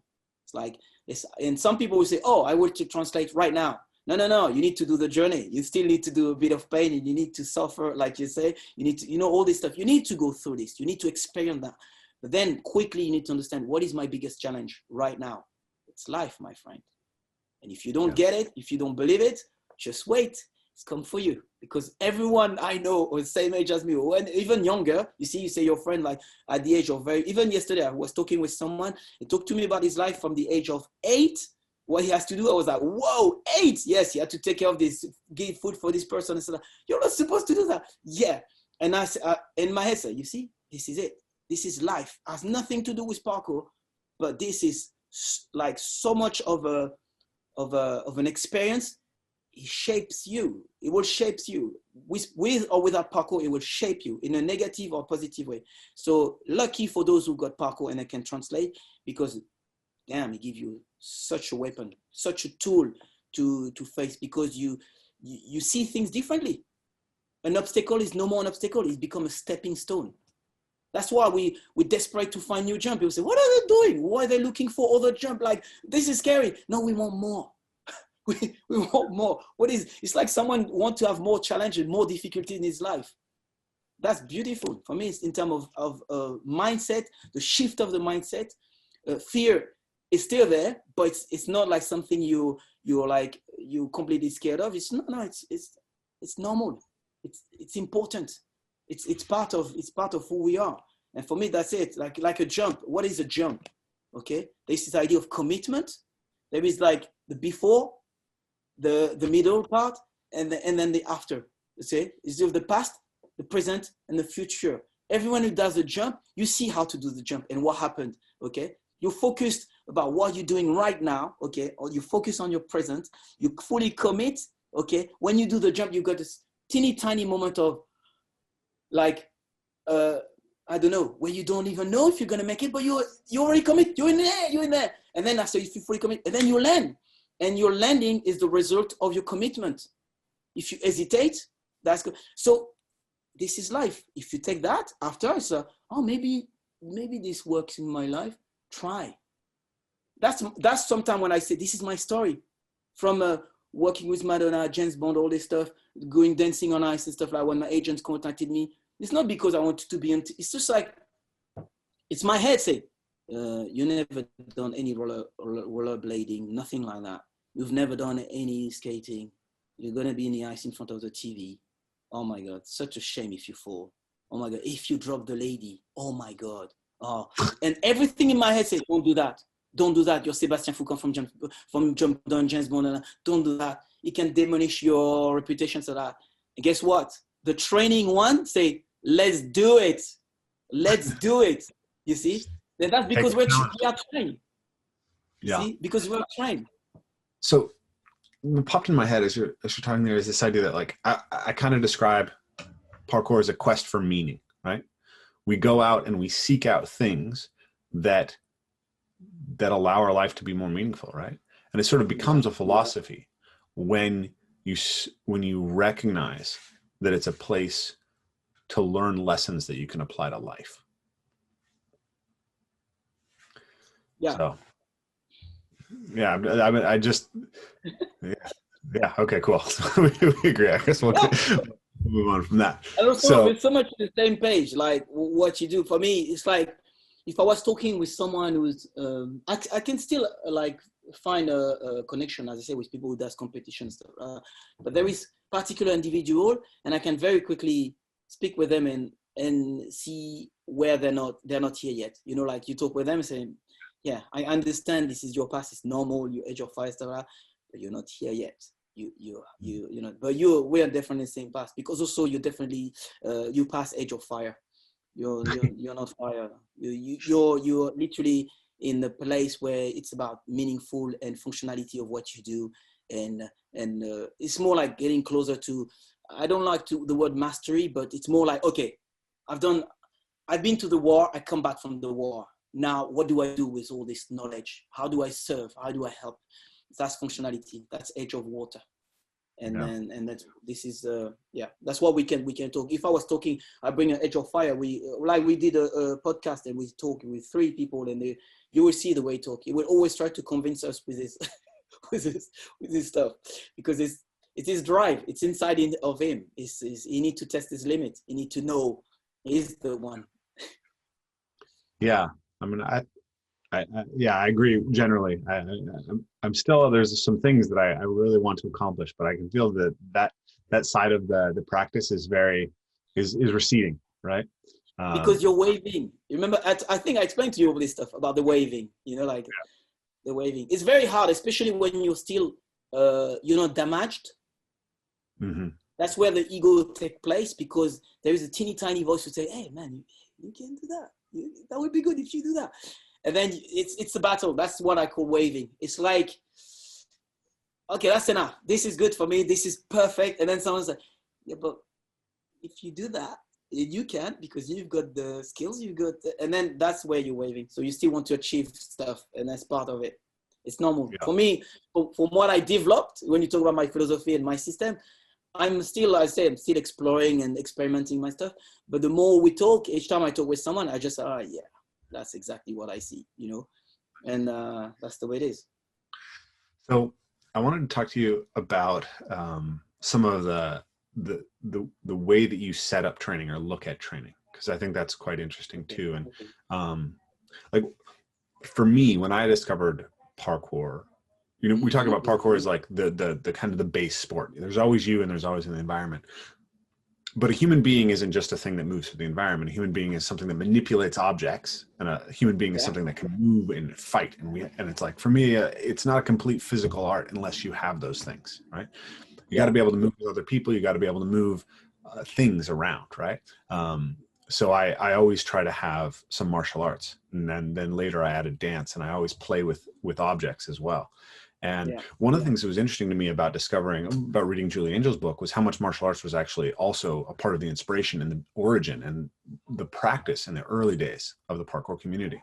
It seems like it's been lost. But that's an interesting thing to me. But also, I really loved it when he said, you got to play the game, right? You got to spar. Yeah. And that's something that I've been talking about since 2009, I guess, right? And now we've got more case tag. Woohoo! Yeah. It's exciting. Yeah, because it brings this element I've been missing for a lot. It's like, damn, I was just doing plyo and jumping, a few climbing. Now people climb more. Now they get a lot of descent and stuff like that. But at some point it was only kind of jumping, a few acceleration, takeoff. And for me, it's like, and I come from athletics. So for me, it's like, people don't run. But if you knew about VO2 max and all the stuff, the cardio and stuff like that, for me, guys, like, we can't claim we ultimate if you don't run, because like it's in us. And now we've got the form of running which is suited to us, which is tag, is escape and chase. Of course, World Chase Tag, like it's kind of it's an environment with rules and stuff like that, but it brings interest for the parkour community to start to think about running and use the parkour skills in it's like in an efficient way from A to B, like just for pure primal. Like even we take away the A to B from a pure primal way. The most, like for me, that's why I like Bruce Lee stuff. Like, this is it. We're coming. We're getting close to the MMA style. This is real. This is the real stuff, you know. Like, oh, I'm going to do a double Kong. Yeah, try to do your double Kong. I'm going to catch you. But if your double Kong works, it works, you know. And then now you see, you want to do a wall run. Show me if you can do the wall run without me catching you. You know, it's not just tidy stick and it's like, yeah, I got all the time I want. So no, it's been done for like, this dog is crazy. Is gonna bite you because, and then you are, do you have it now? Do you have your skill right now? You climb trees. We can climb trees because, you know, it makes the body connections. But you're closest to do something if you've been chased in the tree that someone who's never been to the tree spending in your office and sitting down. So man, you lost it. You lost your superpower, but you have it because you practice the real. And even climbing tree, you can climb slow, but you can also practice tag in the tree. And that's where it becomes, oh, now they've got the functionality, a martial art aspect of parkour, the stuff I wanted to develop for a long time. I say, Seb, you're too far away. Nobody cares about that. And for me, it was like, yeah, I want to develop that. That's why also I take the World Chase Tag. I take a team under my belt because for me, I can't do everything I want to experiment. Everything I've been written for ages. I said, finally, whew, I can practice and see how it works and stuff like that. It's brilliant. It's brilliant. Yeah, so I was telling you, my buddy Justin just competed in World Chase Tag. So now he's like, okay, motivated to try some of these things that I've been talking about. So yesterday when we got together to train, we started by, so classic thing that you do in the parkour community is follow the leader. But most parkour athletes have such poor cardio conditioning that you ask them to do, you know, you have like a line of 5 people and they all do it. Like everyone gets exhausted really fast. So we came up, this was an idea that I got essentially through my track training, you know, but we did these dynamic warm-ups where you'd walk and then sprint, then do some kind of sprint, walk. So I was like, well, why don't we walk and then do a course and then walk and do a course, but do that as a follow the leader thing. So we get some kind of improv and then we can, so that's like, that was our warm-up, right? So you just walk and then one guy will do a course and everyone has to follow him. And then you have to be able to not think about the course and just do it. And then, you know, after that guy gets a little fatigued, he goes to the back of the line and you go through until everyone finishes. But then you can add a layer, which is when you're walking, you can't tag, but as soon as you start running, then you can tag and then you can move up the line and see how fast you can move up the line. So this is the first game. And then the second game we played was, I like contact, right? I'm a big guy. I'm 225 pounds, right? I'm like, this World Chase Tag thing would be hard for me to keep up with these little guys. But if we could tackle, if they had to tackle me. Hey, you see, hey. So we played this game where we have, you have a course that you're going to do, but instead of just having a series of obstacles, you have defenders trying to interrupt you. And we've played this game. We've played with this a lot. And one thing that's really interesting is you see in parkour, a lot of times people get stuck in paralysis by analysis before a run up, right? So they're thinking about the running and they're like, you know, I have to get this step, this step, this step. And then they get all weird and they stop in the middle of it. And what we found is like, if you just like push them right before they're going to go and they have to adapt and then go, we break that, right? So we really love that. The other thing that I love is doing triggers where like, you don't get to decide when you go. Like you have to go when you go to break that. But yeah, so we have this game where one guy's standing in between me and the obstacle and I got to get around him and then I got to go to the obstacle and then there's another guy between me and the next obstacle. This to me is where it gets so much more interesting and also so much more transferable. Like I feel like a parkour athlete has a lot of really wonderful characteristics that would transfer to any sport. But if they don't have aliveness, if they don't have read and react and perceive the environment and adapt, then it's you're not truly an adaptive athlete yet, right? Yeah, that's for me. That's what I like. Is now what it does. It brings professionalism, but more like in terms of training. Before, like people say, "Hey, I'm a top athlete, parkour," but when you're real into sport, you know, like a top athlete is because he's got a good cardio and also he can sustain a big chunk of session for training and stuff like that. And also you can measure the performance, okay, based on the specificity of what you do and stuff like that. But in parkour, for a long time, the performance was measured based on the size of the jump you're doing and the risk you're taking. It's always like that, and the technicity, but not so much about the specificity of, like, you've been chased and now you have to use your skill without even thinking, like an animal when they've been chased, and then boom, they have to go, and they're just like, this is it, he has to come now. Not just same with martial arts. You learn all your technique, you're maybe very technical, very strong puncher, very whatever. But then when you want to the specificity and the real primal thing, which is a fight, I put you in a cage, sometimes people just freeze. They have nothing left. You say, but man, you were brilliant on the training. You've got none. That's the stuff for me for a long time was thinking, yeah, but that's not exactly what I mean by, you know, and when I hear what you do, it's now, you see, because now you've got in mind the specificity of what you try to reach. You've got your knowledge, okay? And now you divide a training which will affect a certain area of your athletes, like, which is cardio, awareness, but not awareness when it's prepared, awareness, like for example, Bruce Lee, when you talk about non-telegraphic move, you know, like stuff like that. All this stuff for me is like, that's good, now it's coming. I'm so happy. Like when Bruce Lee say also, like, to reach me, you must move to me. Your attack offers me an opportunity to intercept you. For me, it's the same with World Chase Tag. Is to reach me, you must move to me. And for me, it's your attack offers me an opportunity to evade you. And for me, it's all this stuff. Finally, it's there. And that's the stuff for a long time I had in my head. It's like, for me, I'm so happy I can still be here and be able to do that. Because for me, as I say, it's not so much about say I did it, and it's just like, I want to be here and play. I want to be part of the game. I want to be in. I just want to be a spectator and say, oh, that's good, now they're doing it. You know, it's just like, we're in it. Woo-hoo.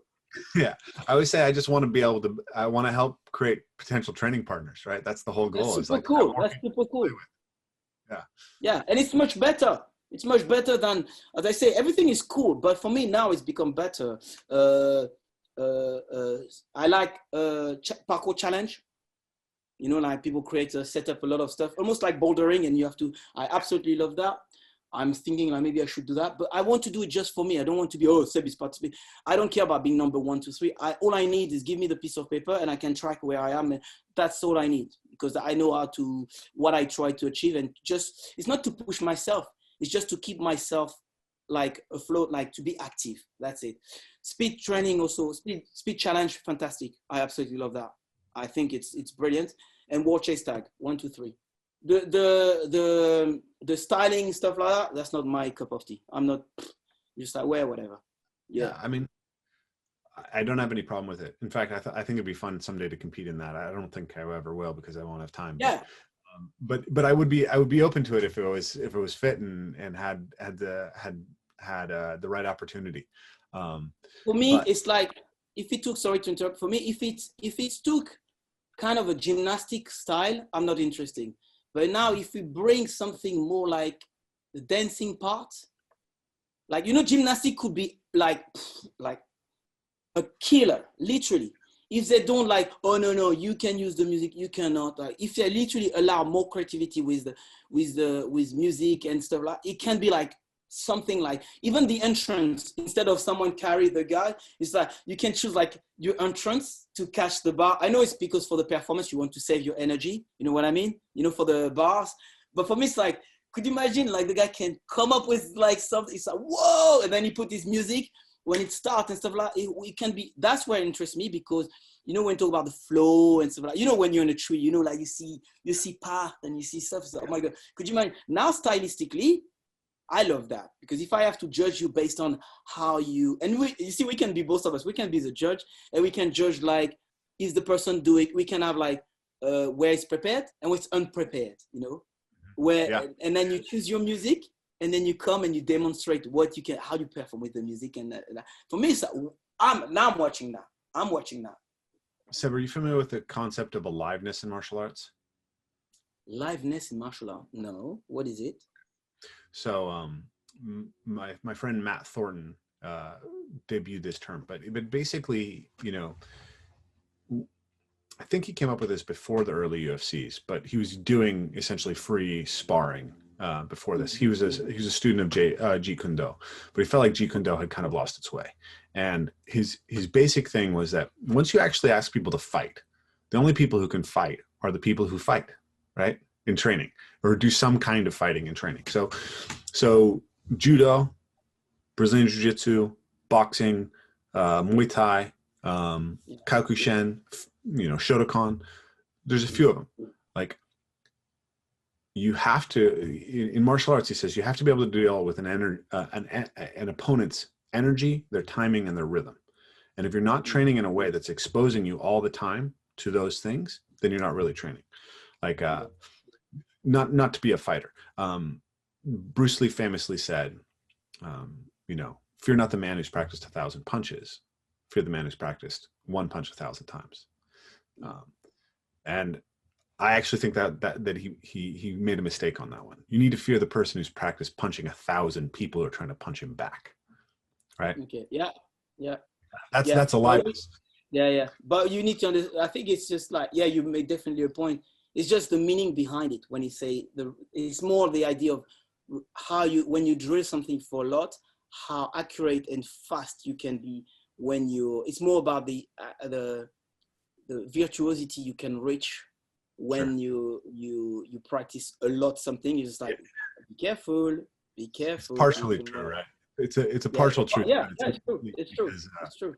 There's a lot of people who practice many punches. So much element in but in martial art, there is so much element into martial art, and I'm not even a specialist, but as I say, it's specificity, and fighting in a cage is not fighting outside. Being prepared is not less different than not being prepared. Being with your family is not the same when you're by yourself. So for me, it's like, damn, if you go in that path, there is a lot. The way we train, right? Like we use gloves sometimes, but we make sure that we are fighting bare-fisted for part of the training. You have to do it lighter. You can't hit each other as hard. But you practice a lot of fighting. Traditionally, I have. This year's been hard because of COVID, but usually, our sessions, it's probably like 70% kind of parkour based, and maybe 60% parkour based, and then like 20% martial arts based, and then like okay, I'm moving, I'm coming. There is so much stuff I want to do, but martial art is one of the things I always wanted to do. It's just like, I always felt like I don't want to fall into the dogma place. And there is plenty, and I don't want to sound like, oh, this guy wants to be the knowledge guy. He's never done it and he wants to impose in us his knowledge. But for me, it's like, it has to be something MMA based, and I need to speak with a person and I can see he's been there. He knows like, basically I don't want to waste my time doing exercise. So like, man, no, just like, this is irrelevant to, you know what I mean? It's just like, there's a guy you train with in England named Steve Morris. I'm telling okay. You, go tell me, go do this and tell me your experience. He's so far ahead in on this aliveness stuff and understanding human beings from an evolutionary natural movement perspective. Is he in London? I'm not sure where he is. I'll find it out. I'll let you know. Okay, cool. Good. So the reason I bring this up, so aliveness. We were talking about acrobatics, right? So years ago, so when I first got started in parkour, I was also interested in CrossFit, right? And CrossFit had this idea that they were really like I think that the isolationist reductionist approach to the body sort of peaked in the 1980s, right? It's like cardio and bodybuilding, machines and circuits, body part by body part, right? And like CrossFit was like one of the first real explosions, along with parkour, of let's look at a more generalist, more athletic approach. And they had this idea that the ultimate athlete is the athlete who can perform best across the broadest set of tasks, which I think is a good model. I think that you also have to look at how relevant, how important are the tasks, but it's still a good model. Yeah. And they made the claim that basically that best athlete would be a combination of a gymnast, a weightlifter, and a middle distance runner. And I thought that was interesting, but I was like, well, obviously we got to put parkour in there. And martial artists, you have to have martial arts in there. But I was, one of the things they said is that gymnasts learn new skills, new sports faster than other athletes. And so I was teaching gymnastics at the time, and I met at a gymnastics conference a Cirque du Soleil recruiter, and I was talking to him about that. And he said, yeah, you know, gymnasts do like figure new stuff out quickly, and so do parkour athletes. But in Cirque, the athletes who figure things out faster than any other athletes are capoeiristas. Oh. And so when you were talking about what would make gymnastics, what would make the style, what would make that so much more powerful? I'm talking about more like dance, but also more interactive, more alive. The thing about capoeira that's so beautiful to me is you have to be able to do your acrobatics free form, right? And you have to be able to do it in interaction with and competition with another person and coordination with music.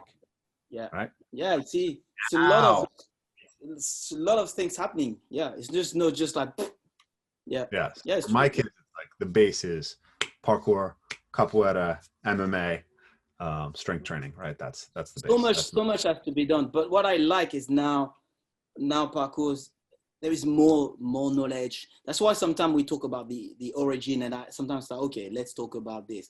But for me, it's like an album. It's part of the book. But the most interesting bit is now. Despite, as I say, like all the people, like sometimes it goes all over the place. I'm like, my God. But all these things interest me a lot. The training, the knowledge. For example, someone who plays piano doesn't have the same brain of someone like me, for example. Because the way it's set up, you know, like the way how the brain is working. For me, if you can implement this into a training, something like that, and then divide, like for me, all this stuff interests me, like the coordination and like high coordination and all this stuff. There is so much knowledge available outdoors. For me, that's what interests me. How we combine them together, this idea of moving and how we can be better. But for me, it's always like the idea of like, we are more than what we are right now. For the moment, the society shape us in a certain way, which works for what we have to do. You have to go to work and stuff like that. But I don't think, I believe there is more than that. But again, it's just me, but I believe there is more than that. But again, when we talk about interacting with other people, we're just fighting our own belief. Like, yes, I need to believe it.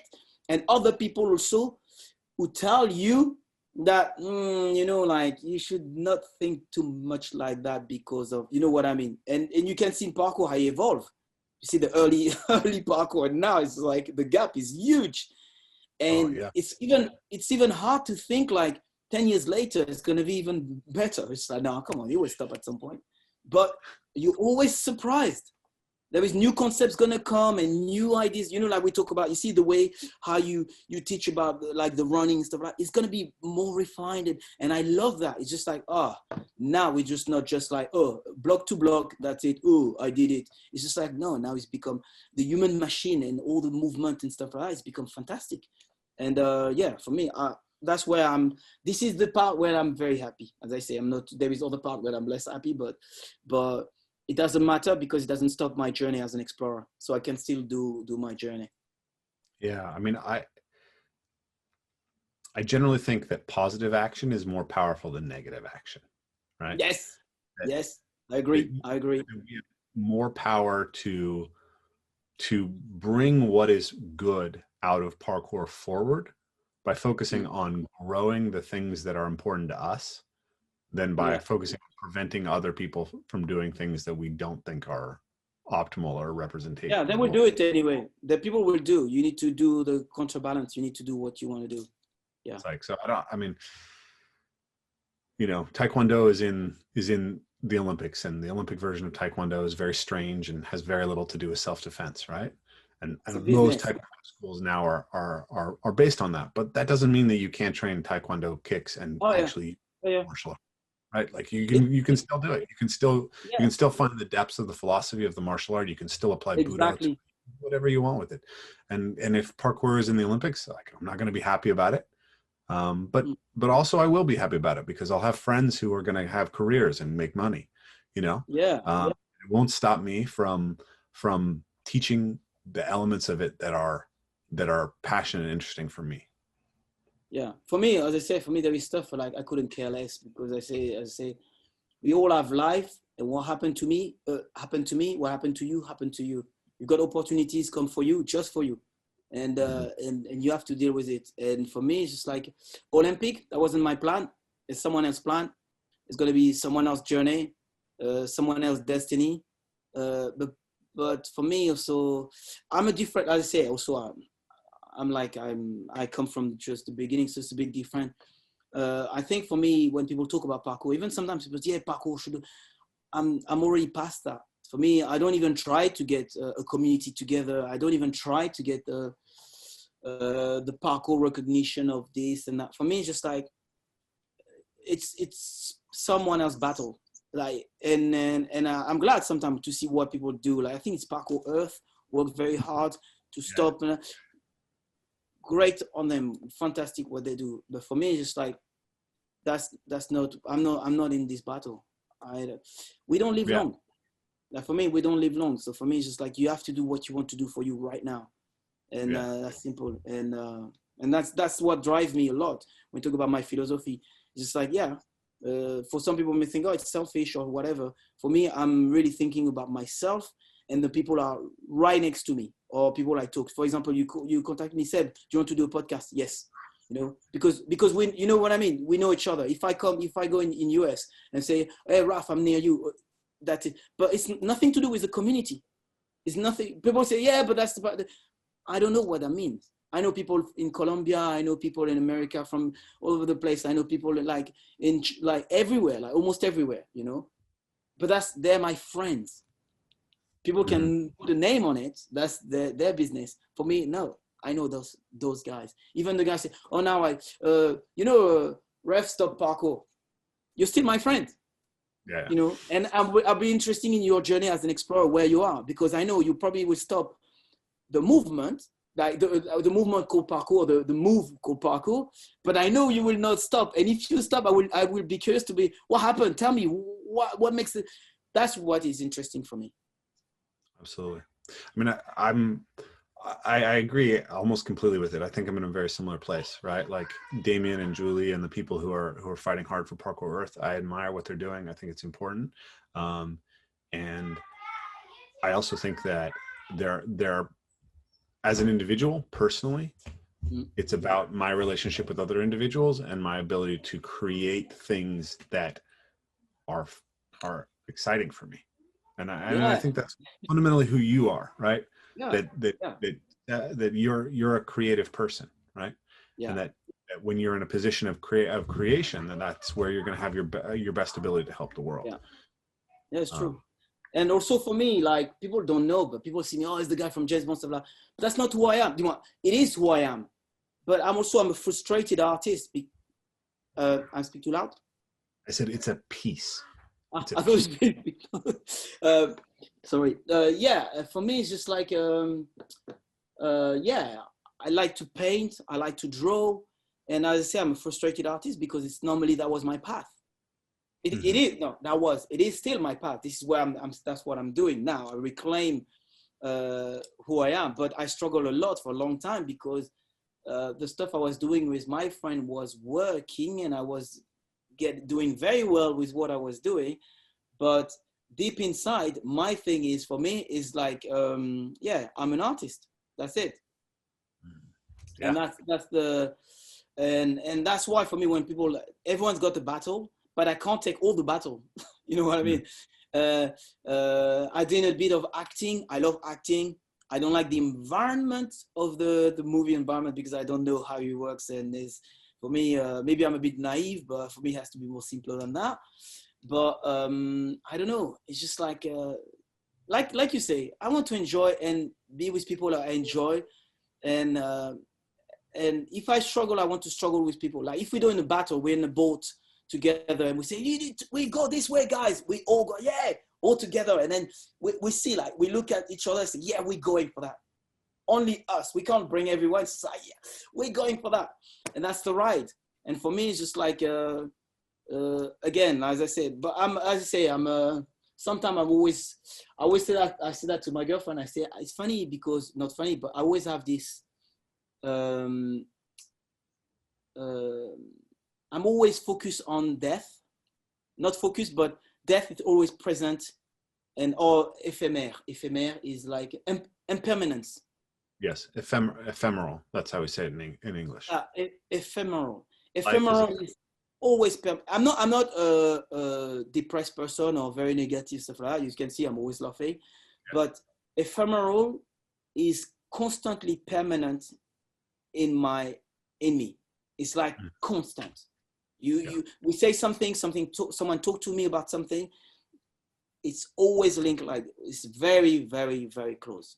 On my decision, on everything, it's just like, we don't have time for that, guys. You completely miss the point. You have no idea how quick things goes. Like, I don't know what's next, but as far as I'm concerned, if you think too much about that, you completely miss the point. It's just like, that's not the time. You don't have, it's only when the things happen, you realize how, like, it readjusts stuff. Like, say, this is what life is about. It's like, you can do it. Like, you've got your parents won't be here forever. You've got children, you've got this. Be careful. Like, this is it. Like, this is what it is.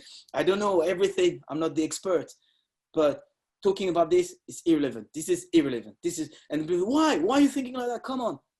I don't know. It's because ephemeral. Because I've got this idea of ephemeral. And even when I post the Instagram, that's the thing. That's why always around me, like something always with me, always. It affects me. It affects me when I see Kobe Bryant passed away. Yeah. He affects me. I don't know him.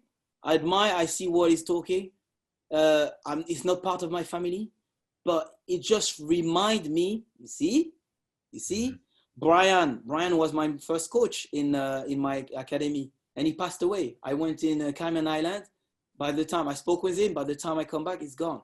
So it's things like, for me, not to make me depressed and things. It's just like, this is the reality. Stop thinking we're invincible and stuff like that. I think that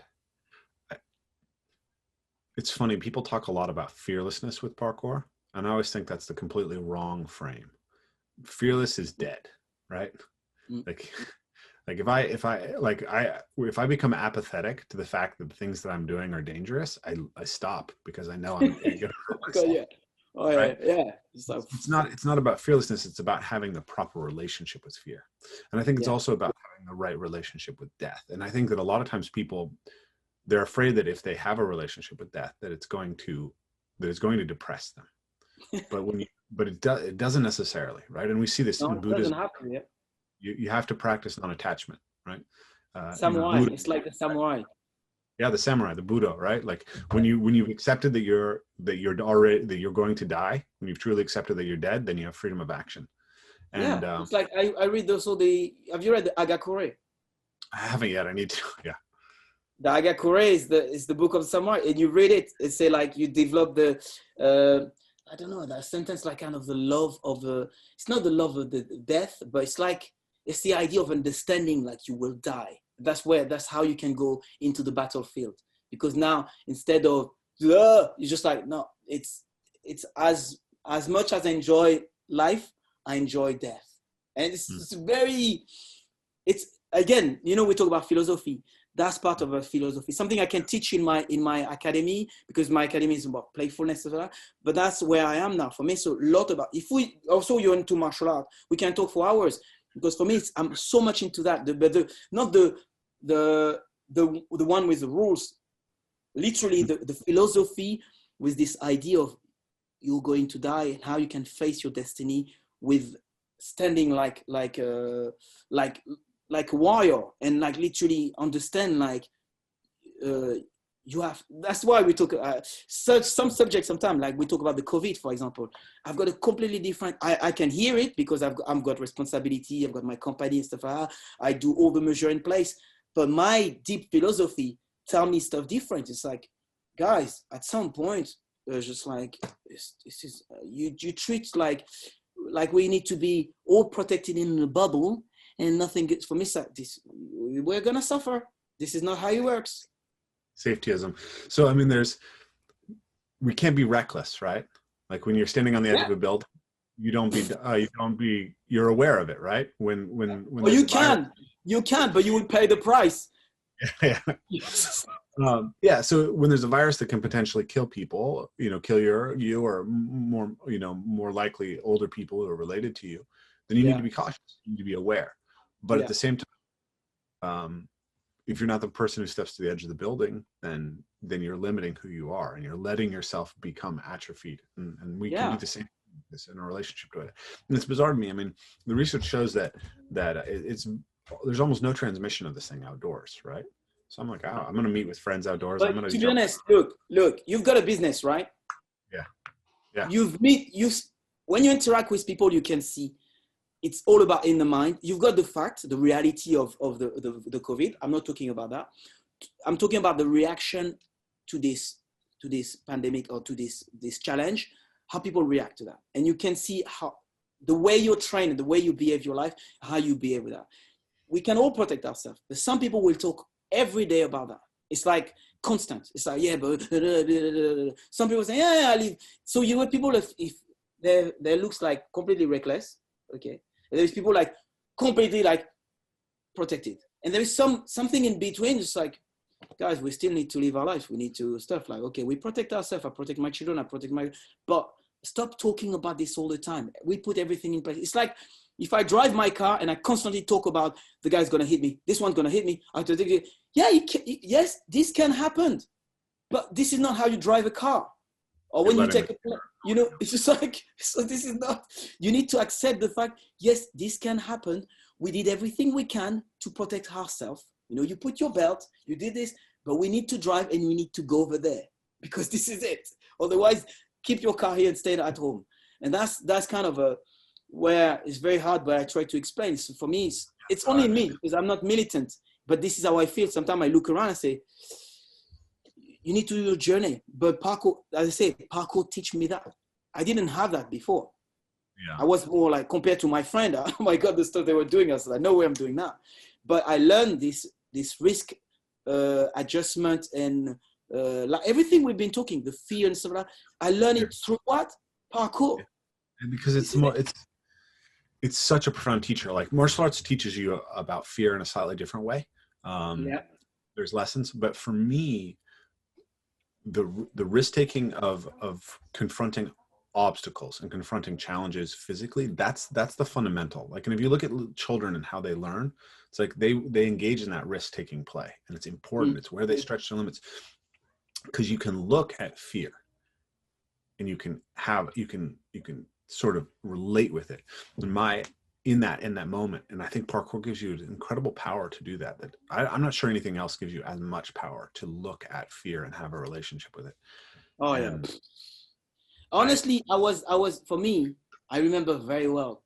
I was really scared when I was young, prior parkour.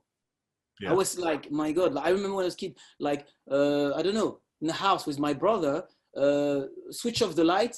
There's your upstairs and downstairs. The light is switched off downstairs. Oh, we forgot this. I'm not going. I need to go with my brother to get there. And I switch on everything to make sure, like, okay, I get the stuff and I switch off. It's like, like it's kind of this behavior. And like swimming took me time to swim, because swimming, you've got kind of this idea when you do this. Riding bicycle took me ages. It was my personality, but it's changed. It completely changed.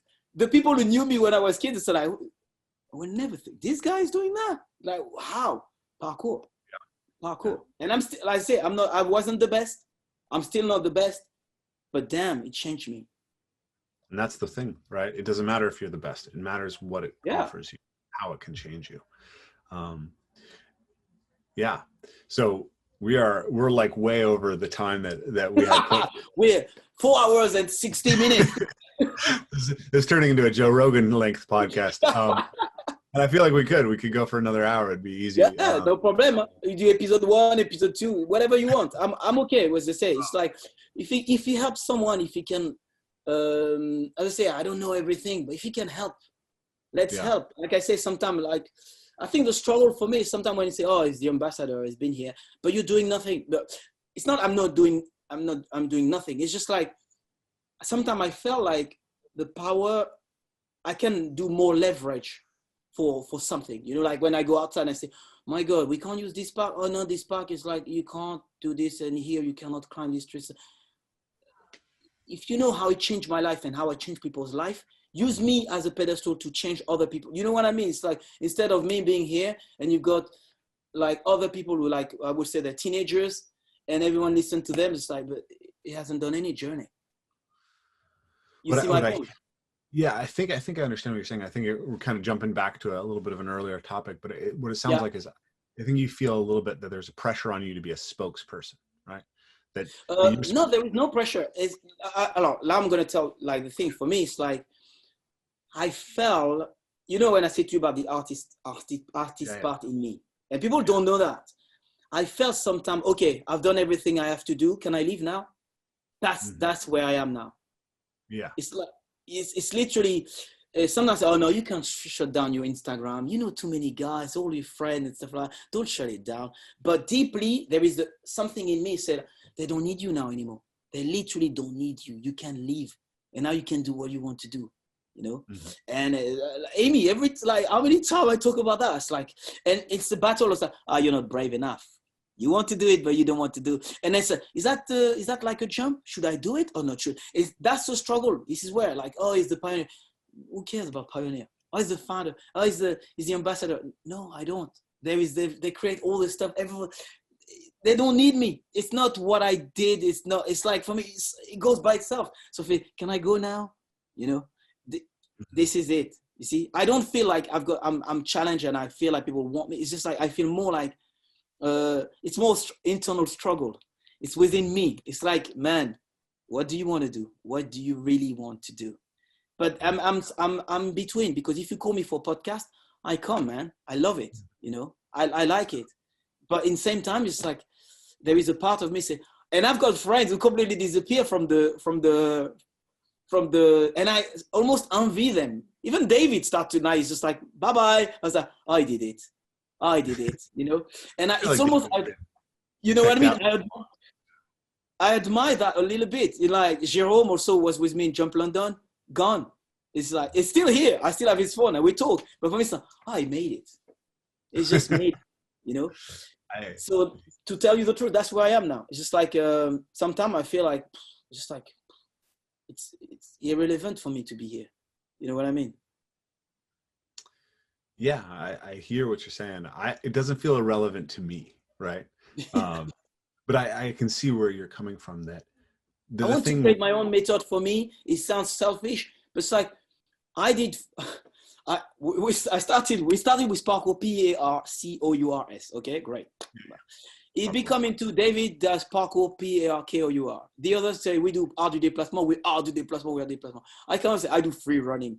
So, but I did something called Freerunning. Nobody really listened to the founder of Freerunning because we do whatever we want. So for me, it's like, okay, and for me, it's like, I've got ideas for my stuff. I said, just do it for you. Just like they don't care. You just don't care. Just go and keep searching, find friends. We talk, like, for example, you say, hey, Seb, come to my place.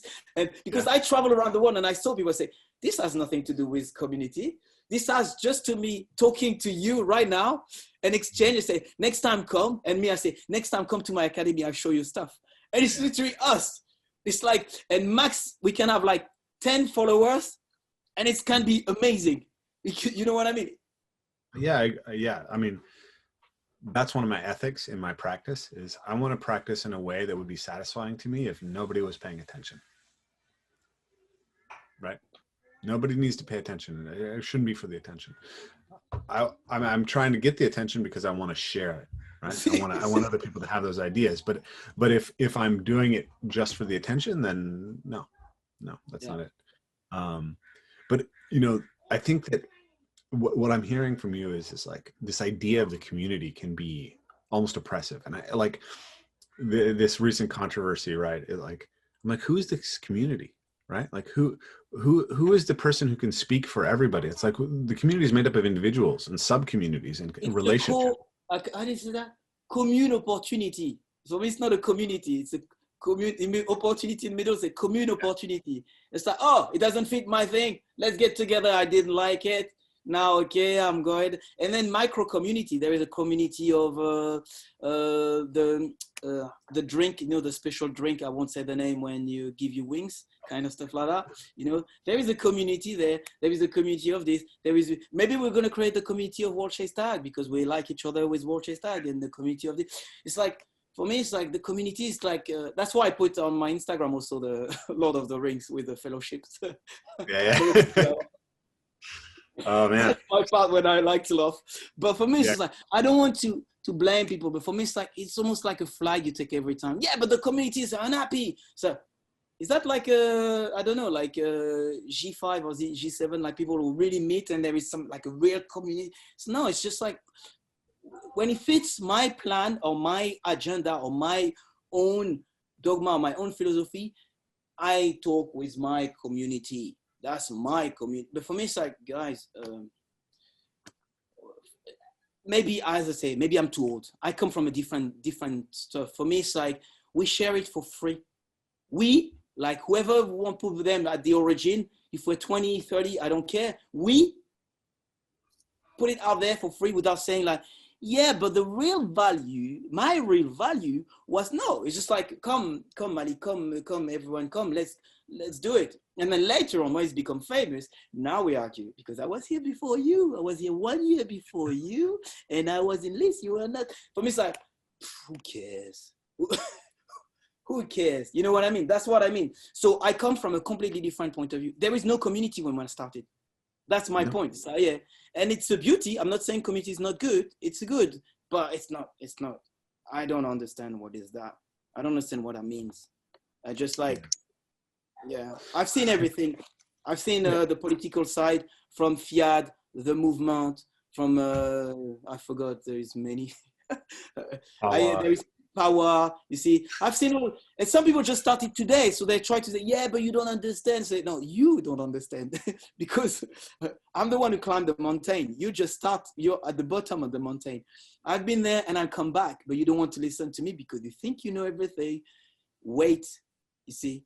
Like, as I say, like, sometimes I was talking with one of the guys, say, like, do you think you're the same as you were when you were 10 years ago? And he say, no, I'm not. You see, you evolve, you've got so much knowledge. And if you can go back, say, I'm 10 years older than you. So you can't tell me now how it's going to be. Wait, I'm not saying I know more. It's just like, wait when you get 10 years and then you will see people. Because if you talk with someone who's 20 years younger than you, you can see the depth, the difference, like you said. Yeah. So for me, it's like, and that's why sometimes when I look at the community and stuff, they talk like they know everything. For me, it's like, you haven't done the full journey. You just discover. Now you fell in love with parkour. You say, I love it. It's mine. Yeah, I've been there. We've been there. Yeah. This is it. I spent a lot of hours arguing about what parkour was on parkour forums when I'd been doing it for 16 months, right? It never ends. The story will never end. We can talk for hours on this forum. Yeah, but I also think there are things that experience and inexperience need to be in good communication, right? Because there's always things that are easier to see when you don't have as much history, right? Right. Sometimes what's happening right now, like I have political dialogues with my mom, right? And I'm like, you still feel like the world is the 1970s, and it's not the 1970s anymore. Yeah. Right. Yeah. And the things that are happening now are just, they have a hard time making an impact on your perception of things because there's so much history behind your perception of things. Yeah. So we can be callow, and we can also be stagnant, right? We can also have sort of fallen into our dogmas, fallen into, I've seen this before, and maybe it's not the same thing. So we always working on these two sides of like, how do we incorporate and create room for the insights of youth, of coming into the practice and seeing it with new eyes, and at the same time keep revivifying. And I think there's also a difference between aging into maturity and aging into atrophy, right? Yeah, it's tough. It's tough. And that's why I was saying, like, for me, it looks like maybe this is what it is to become old. You know what I mean? It's like when you start to see all your reference criteria, ideas just start to being washed away, replaced by a new thing, a new validate ideas and stuff like that, new groups who say this is it, this is the person who's, and you're just like, oh, so I'm no more relevant to this kind of, and that's why you say like, okay, do you keep surfing the wave? Yeah, I'm getting, okay, I'm gonna keep up. I'm gonna have TikTok now. I'm gonna be on TikTok and I'm gonna do video and stuff like that. Or you say like, no. I'm gonna get in my jungle, like all my forest I refuse to do TikTok, man. What do you say? I said I refuse to do TikTok. Me too. Like, but you see, but that's what I mean. That's what I mean. It's like my daughter, okay, she's in it. You know, she's 12 years old. She's in it. And I'm just like, Dad, get it. I almost swear. But you see, we'll say like, okay, that's her generation. And she's younger than anyone in the community of parkour. But I can see already, and she's going to be the generation, and they're going to wash away all the other people. But for me, my generation, and now I can say I'm old. Like, how old are you? I'm 38. 38. You see, oh my God, I'm 46. I'm 46. So for me, when I think about my generation, sometimes I look at it, oh man, that's old movie.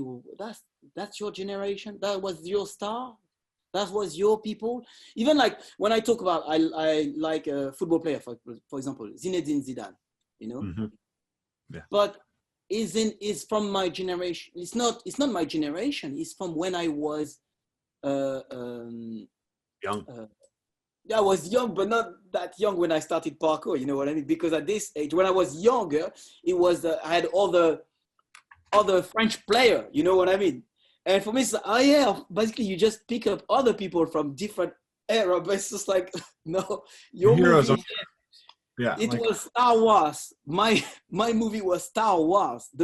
Like the beginning. It's like, and it's bam. You see?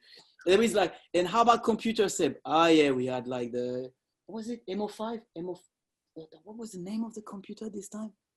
It was before like the Atari stuff. Like it was like you have big cassette you have to put, and you have to, I remember with my friend, we had to go outside and you have to wait 1 hour for the stuff to load. Like it was like a cassette like turning to one game for one game.